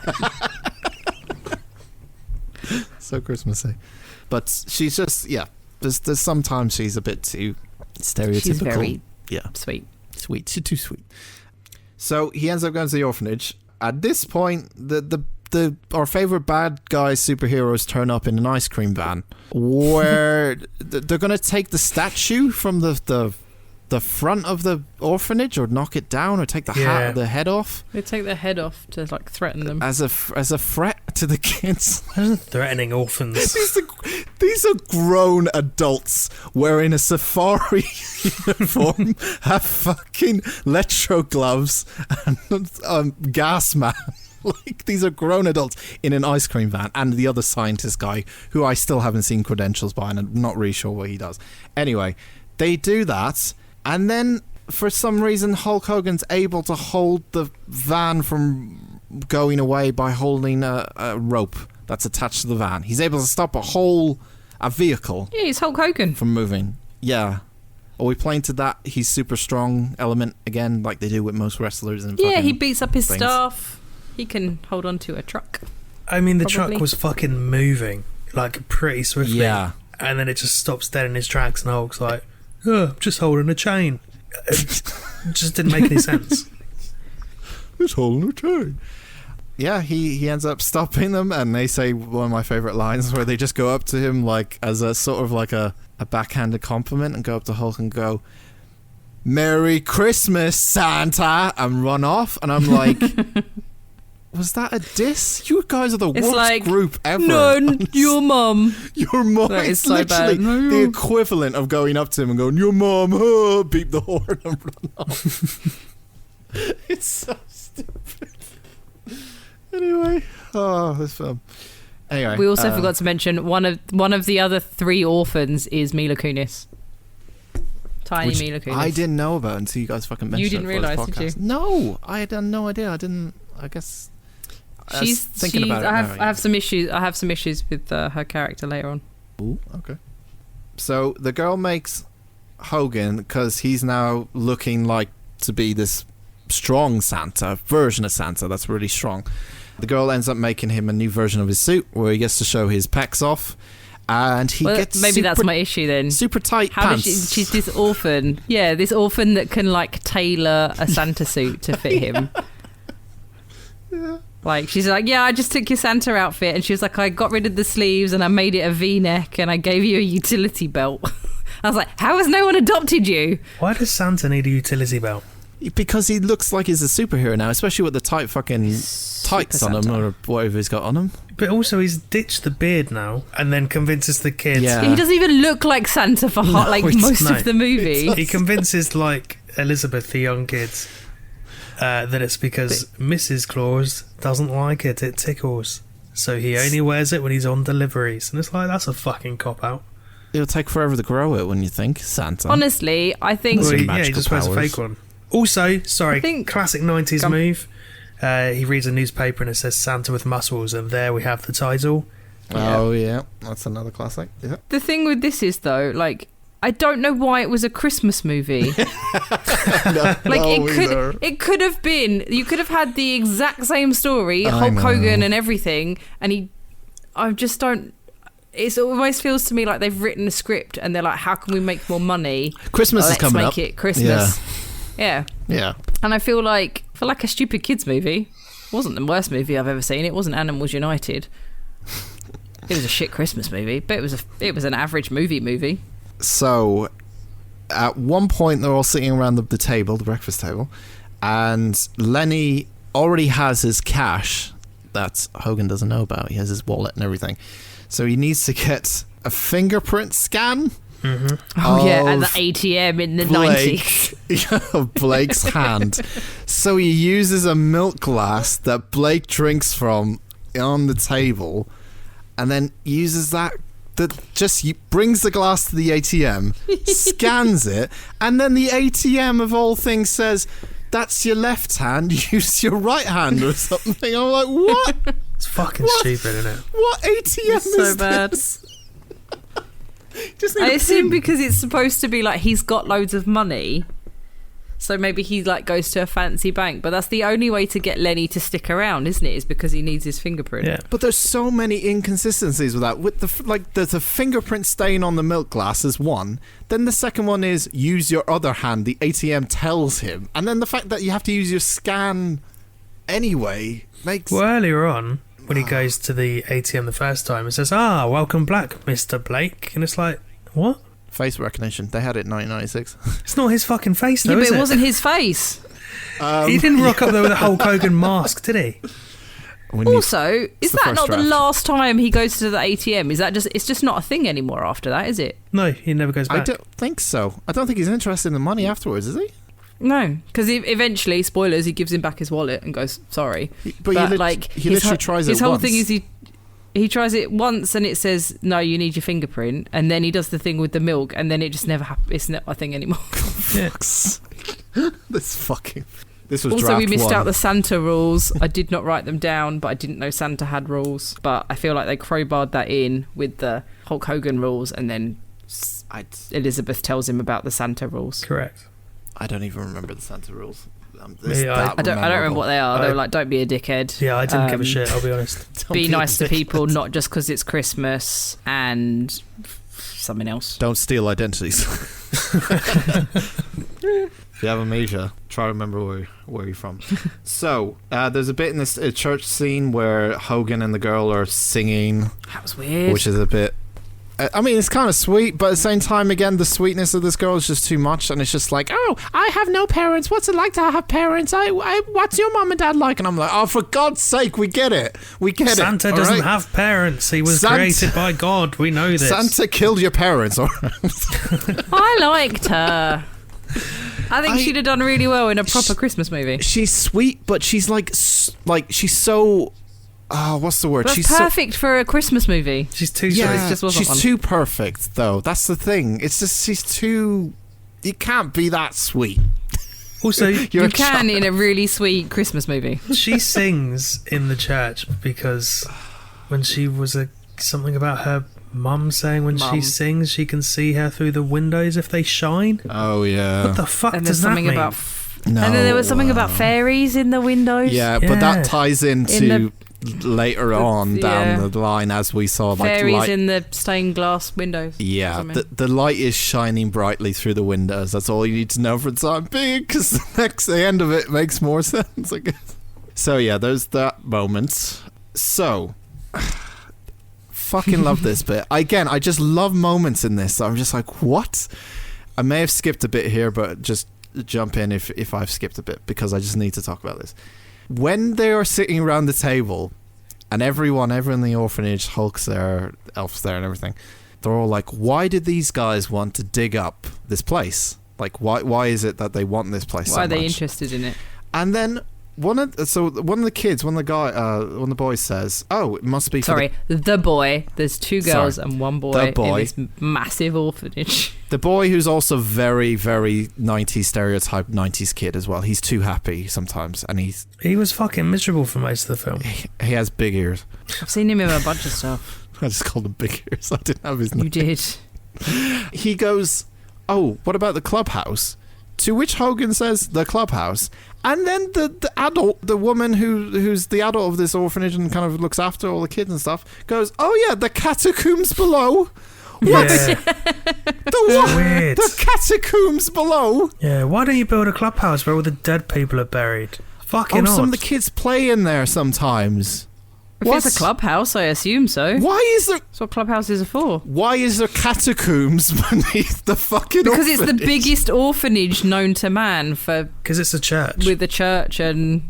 Oh yeah, because it is a church. Yeah, but it's really odd that catacombs there in an orphanage out of all places. I think it's more because it's a church. It's a church. That's why there's catacombs. Oh, that's why the church is in this film, so they could put that storyline in there. I guess so. That's why they have to have a church in there. Well, I think traditionally churches were used as orphanages as well. Oh, all right. But there are certainly catacombs under churches. I mean, go to fucking... In California? Vatican City. And they're everywhere. In Cali or wherever they were. Well, I mean, I don't know. I'm just saying there's normally catacombs under churches. I know. I'm just trying to reason with this explanation of when she goes, "Oh, the catacombs," and I was like, "What?" Look, I had the same reaction. I was like, "Why the fuck are you sending kids down there?"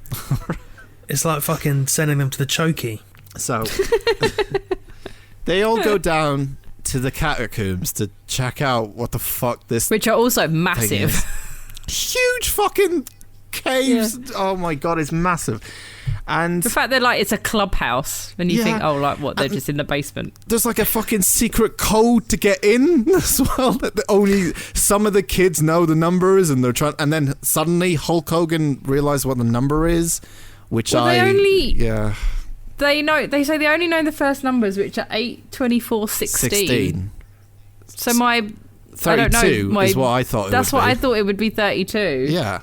And I was like, apparently only Hulk Hogan knows his times tables. But he never tells you how he got in. He doesn't know how he knows. He just and they never tell you what the number is. Later down the line, he just goes, I'm trying to figure out how I knew the door code. But you find out later. Do we never find out? You do find out. Just tell us Do now, we? you might as well. No, I'll tell you when we get there.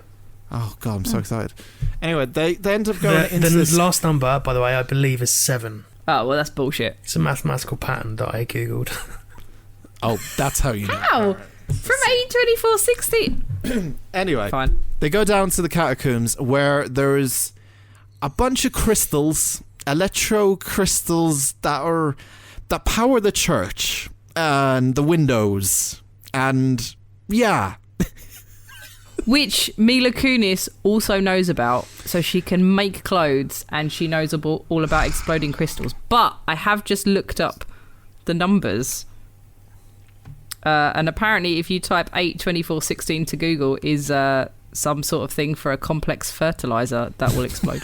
Yeah. Okay. So I feel like someone was trying to be really clever there. Expect a knock on your front door any second, Penno. Oh, now I've Googled bombs. Oh dear. Damn it. It's fine. I did the same thing. We'll both get arrested at the same time. Yeah, they discover that the source of power that the bad guys are after is underneath everything. So that's why they want this place. They want the glowy crystals. They want the glowy crystals of doom. Because the boy drops one on the floor, doesn't he? And it explodes. Yeah. Because I thought it was an energy source. I was like, but do you want energy that explodes? I don't. So what, like petrol? Yeah, it's literally just a form of energy that they have. Yeah, but if you drop petrol on the floor, it doesn't explode. I was thinking more like, I don't know. True. Anyway, good point. Hulk fights evil scientist guy on the church roof, where the bell is, and they have a good old battle. And Hulk falls off, ends up getting amnesia again, falling into a dump truck. Can we talk about how he fell off?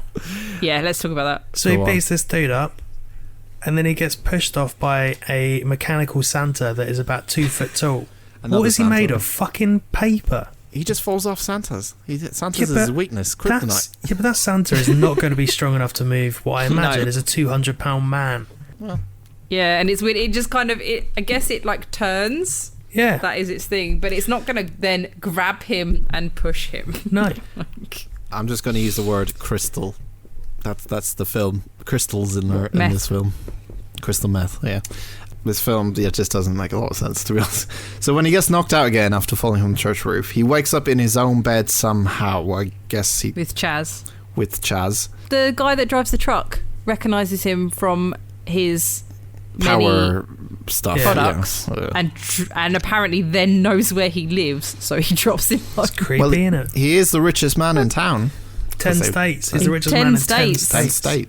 Oh, wow. I wouldn't want anyone to know where I lived if I was that rich. 10 whole states. Doesn't say which states it is, but it's 10 of them.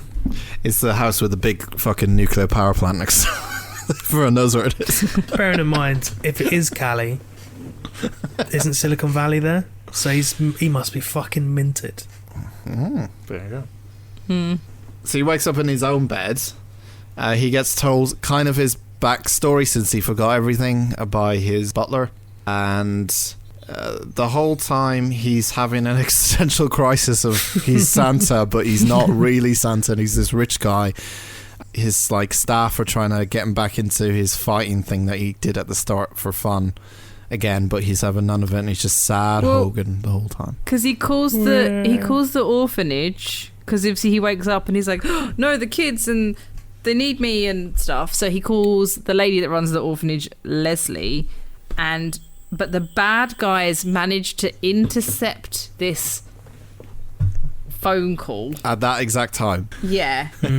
And yeah, they managed to intercept the phone. I feel like we've missed a bit because my notes are not in the right order the planet now. So yeah, and play him a concocted voice message of her being like, fuck off, leave us alone, don't through come the anywhere gas near man us, villain, which is why we are sad. And then Hulk, oh no, maybe my notes aren't in order because I've got a note. Is that when he crushes up the mobile phone, or is that later? No, well, yeah, he does. Slightly later. He hears... Slightly later. My notes are in... He eventually hears Evil Frost gives him a call, and it basically says stuff. Bad things are like, oh, we're going to take the orphanage, blah, blah, blah. And then he gets angry, crumbles up his phone, and heads to the orphanage. Meanwhile, at the orphanage, the bad guys are in, right? And they get the kids and go down to the catacombs, and they go like, we're going to make you mine. Yep, we're going to steal your orphanage and we're going to make you mine the crystals. Child labour in a Christmas film is not what I was expecting. I hadn't even thought about that. Had you not? No. Normally I'd be bang on that shit and be right against it, but I totally didn't. It really passed me by.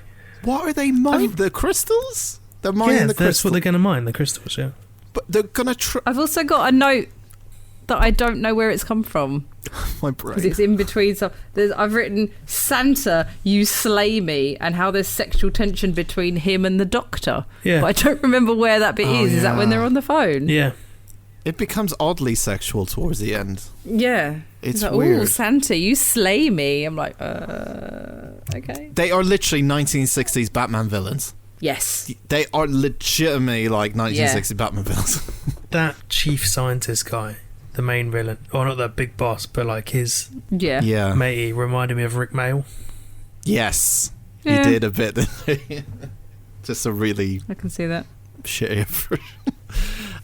So they're going to make the kids mine for the crystals. All three of them. All three of them. And put them in the hands of what seems to be something very precious and let the kids fucking do it. It doesn't make any sense. And that one kid already dropped one.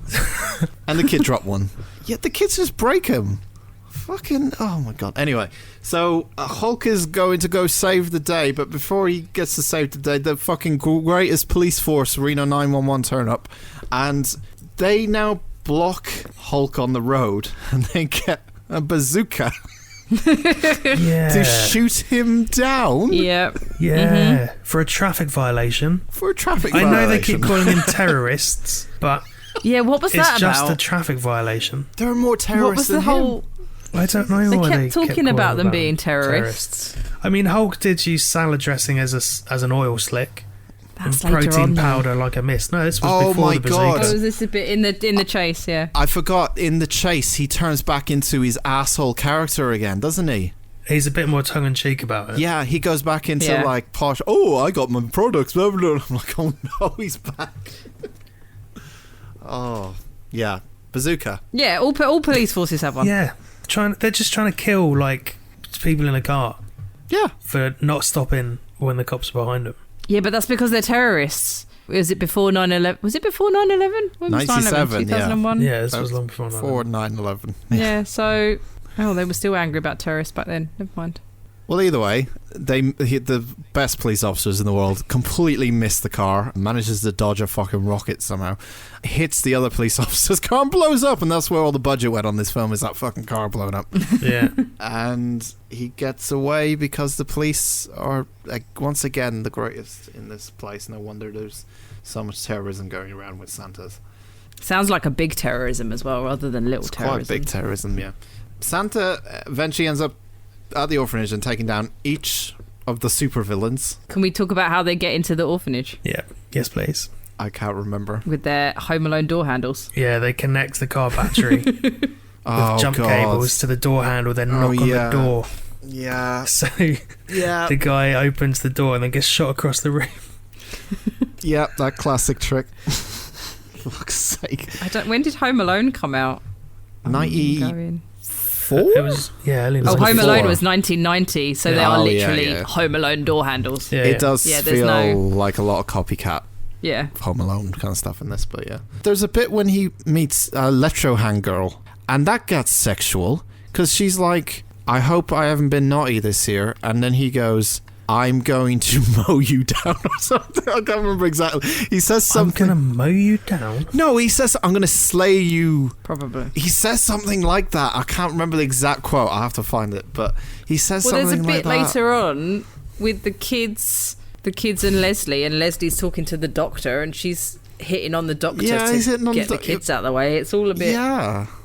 Why does everyone have to be sexual in this situation? We're trying to Don't know. steal some the crystals 90s. from an orphanage. There's no time to be sexual about this. When he rescues the kids, he gives the boy a fire extinguisher who he then fires it at someone and says, "See ya, wouldn't want to be ya." Or be Except the guy he fires it at doesn't move.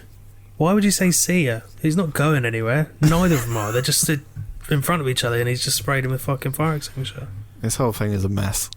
Have either of you ever been sprayed with a fire extinguisher? No, I can't imagine. Not in the fun. face. In, like, the Oh. body. Yeah. I was on a train once and some kids nicked the fire extinguisher and sprayed a bunch of people with it. Wasn't as funny as it is in movies. Nah. Oh, good. Excellent tangent. I thought you'd like that. I thought we hadn't had one in a while. We haven't, in fairness. They destroy the Mr. Vile, the gas guy, by Oh, the stink with his stink gas. ripping out one of Inflating his him. like tubes from his methane tank, shoving it in his face, and then taping it up, and then he explodes. Also, one thing about him, you know, when they eventually break into the orphanage, they use gas when they get in to gas the kids, right? What Yeah. does this gas do? Well, it says stink gas when Yeah. they Oh, they fuck's put it sake. into his Don't they into say? his hazmat suit and tape him up. It literally says stink gas. They're on the the worst villains of all time, aren't they? Don't they Surely. say it's methane at the beginning when they're torturing that They guy do. by the balls? Yeah. Oh yeah, we We forgot didn't- about we that. didn't They bring forgot. that about that. But when they introduce the villains, they've got some Didn't he have guy a shoe tied shop? up upside down, and they torture him. Because they want his shoe shop, don't they? Because they want the whole town for the crystals, and they're Yeah. trying to get him to sell his shoe shop. He's holding a briefcase. No idea why. Oh yeah, Sorry. Dad's gone. It's so fucking stupid. They are like shit Avengers, though, aren't they? Oh, I love it. It's so That was a voice stupid. note I sent you. I was like, I don't know why any of this is happening. It doesn't No. make any sense whatsoever. Sounds It's- like a lot of my weird dreams strung together. Yeah, Yeah. it's Yeah, just it like does. a combination of just things that don't really mix, but movie script, you know. And we'll slap a Christmas hat on it. I still can't believe the guy from Wolf on Wall Street produced this. I'm still puzzled by the whole thing. Anyway, getting back to it. So yeah, he takes on each supervillain, and then Lenny the elf eventually gives him back his wallet, and he's like, "Here you go, Blake, Mr. Thorne." And he now has his identity back, and his ID, and his American Express, and all his credit cards and everything. And his fingerprint. Yeah, exactly. Yeah. No fingerprints there. So, there's a twist to this film that I didn't see coming. And it turns out... No one saw this coming. I saw this coming. Why does this need to be in the film? But anyway, it turns out that Hogan ends up learning that Frost, you know, the most evil bad guy, or the head of the bad guys, were in this orphanage way back when, and they were best friends. How did he not know that's where he grew up? Amnesia. He's been twatted on the head a few times. Yep. No, but No. it sounds like he didn't know from before. Yeah. He probably Because blocked it the- out. It's a repressed He memory. wouldn't know. It wasn't a bad orphanage. It was It's- probably only him and the bad guy there. They had the run of the place. I True. don't like the point. Like the point that drives me insane is why do they have to have some sort of connection? Like why is that They needs to don't. be a thing? Oh, they're best friends. Oh, that must mean they have a. No, they're not brothers. Like it doesn't. There's no 'Cause reason for it. It makes for good film in theory, not necessarily in this case. It just makes you like we must have a twist. What do you want the twist to be? Oh, we'll just shove this in. It literally feels like that. Like it's. Yeah, but that's what it is. I know that's what it is, but Yeah. I'm trying to. I'm saying how much I disapprove of it. That's the point. I'm not saying it's like that's our point with this. It's like it's shit. This is shit. It's bollocks. Anyway, so they were best friends when they were back in this orphanage. Surely they would known about the catacombs. Oh, that's maybe why they knew about the catacombs. That's 'cause- why they knew the code. all makes sense now, doesn't it? Oh. And that's why he Come on. knew what was underneath it. Come on, so pals. Hogan and I know Frost. it's the end of the year, but come on. It's not even a metaphor. Merry Christmas. Stop paying attention, I think, by this point. So Hogan and Frost in the catacombs end up having a lightsaber battle with some crystals. Stupid. They already know with they explode. sparks Why are and they doing everything. that? Yeah. It's just so silly. Yeah, they end up having this battle, the crystals, they have the battle. Hulk wins, obviously, but the crystals end up exploding or starting to explode in the catacombs, so everyone has to evacuate.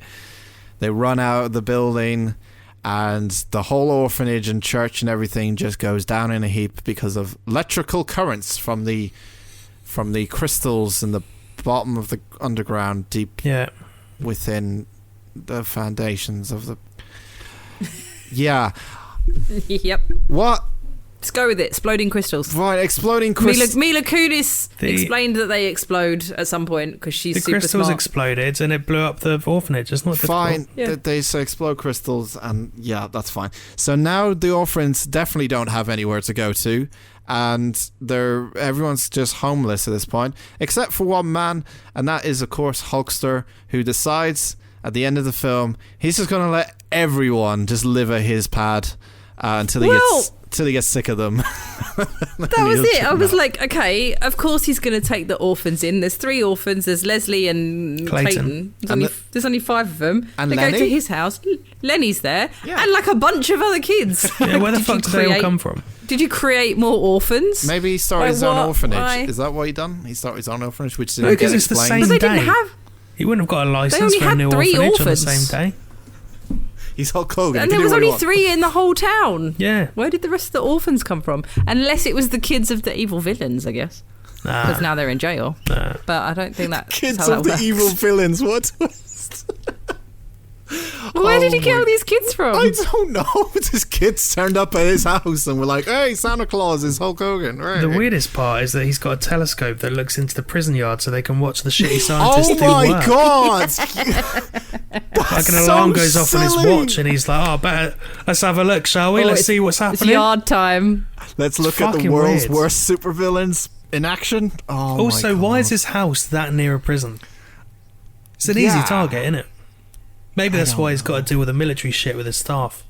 Yeah, they're always escaping. I'm just gonna say, and that is Santa Claus. Christmas with muscles. Santa with muscles. Christmas with muscles. Fucking hell, Penny. What did you think? It was alright. I actually didn't hate it. Like I didn't really watch it. I was kind of playing shit on my phone while I watched it. But I thought it was going to be like Animals United bad. And if he'd have been posh Hulk Hogan from the beginning, I couldn't have. That would have been a struggle. Deal breaker. Yeah. I'm also really tired this week, so maybe I just don't feel anything anymore. So that's why I didn't get annoyed. Merry Christmas, everyone. It did not need to be a Christmas film. It could have just been a film. It can have a 3 out of 10. Ooh, It was almost a 4. Don't know why I changed my mind, but it's a 3 out of 10. so generous. Andy. Yeah, I mean, it was quite dated, wasn't great. It was wooden in places. The highlight was that it made me want to watch Beethoven. Don't know why. Just really wanted to watch Beethoven after this had finished. That's a proper 90s film, isn't Isn't there a couple of Beethoven films? There's like yeah, 3. the first one. Yeah, but that's like... The first one is good. The second one, Yeah. Beethoven has a girlfriend, and they go camping. I haven't seen. Oh, I might have seen the third one actually. Can't remember. I love that you know this. I love that I think you the know third this. one they have puppies. I feel like there's a 4th one's like you know, there's a Home Alone 3 Yeah. and 4. I feel Yeah. like there's a couple of Beethovens like that. There are, yeah. I think the third one they have puppies. Not sure what happens in the fourth one, but yeah, the second one Beethoven gets a girlfriend. Anyway, back to Santa with Muscles. It was a film. Just say Can't it. even say absolutely fine. Just say it. Yeah, but it wasn't absolutely fine. That's No, the it was problem. below it. I'm pretty certain. It wasn't as bad as Tiny Hercules was. No. Little Hercules. And that's kind of what I was expecting it to be. So it was better than that, but it was still pretty fucking 90s Apparently, and crap. the tagline, according to IMDb, was, "He's naughty, he's nice, and he's coming to save Christmas." Have you seen the description on IMDb? It's fucking awful. So the description on IMDb says... Oh, hang on. An evil millionaire believes he is Santa Claus after an accident renders him amnesiac. Yeah. Yep. Is that... Did I read that right? Yeah. I don't think he's That an doesn't feel like evil a real millionaire, though. He's an No. arsehole, but he's not He's an evil arsehole, millionaire. Yeah, he's not like as evil as the evil guy that we. No, wow, he's not a questionable. scientist. Do you know what I mean? He's He's just not a safari man. he's a bit of a prick who fucks around. Anyway, I'm going to give this a 3. I would have given Beethoven a 7. Yeah, it doesn't make sense. It's funny that it doesn't make sense, though. It's kind of got that charm about it, but it's such an unbearable watch for most part. I don't know. Like, if we were all sitting around with a few bevs and had it on, it'd be a bit of a laugh. It's a new rating It'd be one system. of the most depressing Christmases I've ever had. How many alcohols would you need? 5 alcohol? 3 weed? Any of these to watch this film? I would give this couple of weed would be nice. I think this is 1 meth. This is definitely a 9 weed to enjoy 9 weed? No. Yeah, it is. It really is. I didn't like it, but I didn't find it unbearable. See, now I think Maybe I'm just being because generous. what you guys have made me watch that have been unbearable, and now my I've seen worse. Is what I'm saying. movie-ometer's all screwed up. Yeah, I seen mean, worse. now I think I'm being like generous because Penn didn't dislike it and has given it a 3, and I'm like, well, should I lower my score then? But we all know Penn's scale is It's just 7 off. is don't. 7 is average. Yeah, 5 is bad, but 3 She's is not never bad. given higher than an 8. So Yeah. Well, you're sticking to it then. 3 for you. I'm both of sticking you. with a 3. Yeah. Okay. Use your own scale. Leave my scale out I of have. this. My scale goes 1 to 10. 5 is average, like every fucking other person in the world. This film is fine if you can put up with its shortcomings, which there are many. That's the best way to describe it. It doesn't make a lick of sense. It is just flat out stupid a lot of the times. But I didn't hate it. I didn't hate it. And You did say a couple of times you were like, I loved this bit. I loved a lot So- of bits in it, and I didn't hate it that much. So I'm gonna give I'm gonna give it a 3 as well. Interesting. That's how 3. It's not often we're all across the board. Yeah, with a film like this, thank God it's a award-winning. Well, it could be award-winning. You never know. I don't know if it won any awards. I don't know if it made any money. Fucking doubt it. Either It's way. got a 2.6 IMDb rating, and Jesus apparently Christ. the worldwide gross is $220,198. It's not good. I know the original author's draft was changed so much that he sued to have his name removed from the film. This wasn't the first draft. Interesting. This was No. many drafts. Mhm. Wow. And also, So Jordan many Belfort, people looked at this. Jordan Wow. Belfort shared a jail cell with Tommy Chong from Cheech and Chong. Oh, yeah, I knew that. Oh, there's a very upset person on IMDb. You'll laugh, you'll cry, and then you will reach for the nearest dull razor or butter knife on your property and attempt to gouge your eyeballs out. Good. Wow, should we close the show then? You can find us on Instagram and Facebook at Unusual Suspects Pod, and on Twitter at Unusual Podspect. I'm at Penny_photopit. I'm Dan I don't talks use a lot. Twitter that much these days. At Choices21. So there is no film out of the hat. Just to make everyone aware, there's no film out of the No. hat. We'll go back to film out of the hat in the new year, and we'll announce what we'll be watching in the new year. Do we want to but refresh our lists? we will be refreshing Yeah, a we'll- list, and I will be going to these two and telling them for new films because we've gone through quite a bit, so we need some refresh. And so we're going to look at our lists and make sure we pick ones that are going to be very interesting to talk about. Some good, some bad. We've mainly specified that we will put bad ones in there. Yay. We'll mix it up a bit. Sorry for everyone if they just prefer listening to good films, but yeah, we got to put bad ones in. It's not that kind of podcast. I'm just You should putting know that bad by ones now. in. It's just bad ones. He still has plenty more I'm to go. not. But next week is our Christmas special. We will be somehow talking about Christmas films of the best of our abilities. Some good, some bad. And it will be technically our last one of the year, but we will be doing a best of the week after, so the episode 29 or so. And then we'll come back to you with what we're doing in the new year. We'll let you know. But yeah. Lucky you lot. So Woo-hoo. December 23rd is our final one before Christmas. Go listen to that. That's next week. And we hope you have a good pre-Christmas. Pre-Christmas, is that a thing? What's a pre-Christmas? PPC. Christmas week. I guess it's a Christmas week now when this comes out. Festive period? Festive period, you know. I don't. The phrase festive period. I hope you have a good festive period. I don't like it. Yeah, I hope you find someone under the mistletoe. I hope you get the right stuff in your stockings. I hope the person at the mistletoe isn't on their festive period. Hopefully you don't get amnesia and think that you are Santa Claus and end up taking down a group of supervillains. Or Hulk Hogan. You know, just have a nice, relaxing Christmas. It's been a tough year, but have a nice Christmas. You know, you're going to need to say all of this again next week when it's actually the Christmas episode. Yeah, but I'll have to next week deal Jenny with your will be sister. interrupting you. Oh, yeah. Got 2 Bennetts to interrupt you next week. I have to deal with fucking 3 people. I can barely deal with these 2. I've got to deal with another one. We could take the week off next week and they'll just talk to each other like bollocks. It'd be like a very smooth jazz conversation. Yeah. You can't leave the 2 of us alone. We'll end up talking about shit that nobody else understands, and it won't be any good. We need someone to rein it in. So what you're saying is you need me to call you both out for being dickheads? No, I just mean if Jenny starts Thank talking about if she overcooks sweet corn, will it turn into popcorn? And I ask her how she's cooking it, and she says in a pan like Scream. It just gets a bit like, we've known each other a long time. Well, it gets a bit like clicky, and no one knows what we're talking about. If that isn't a teaser for next week, I don't know what is. Thank you very much for listening to episode 27. We'll see you next week. Thanks. Bye. Bye. Goodbye. Did you just add an E on the end of that? I don't know.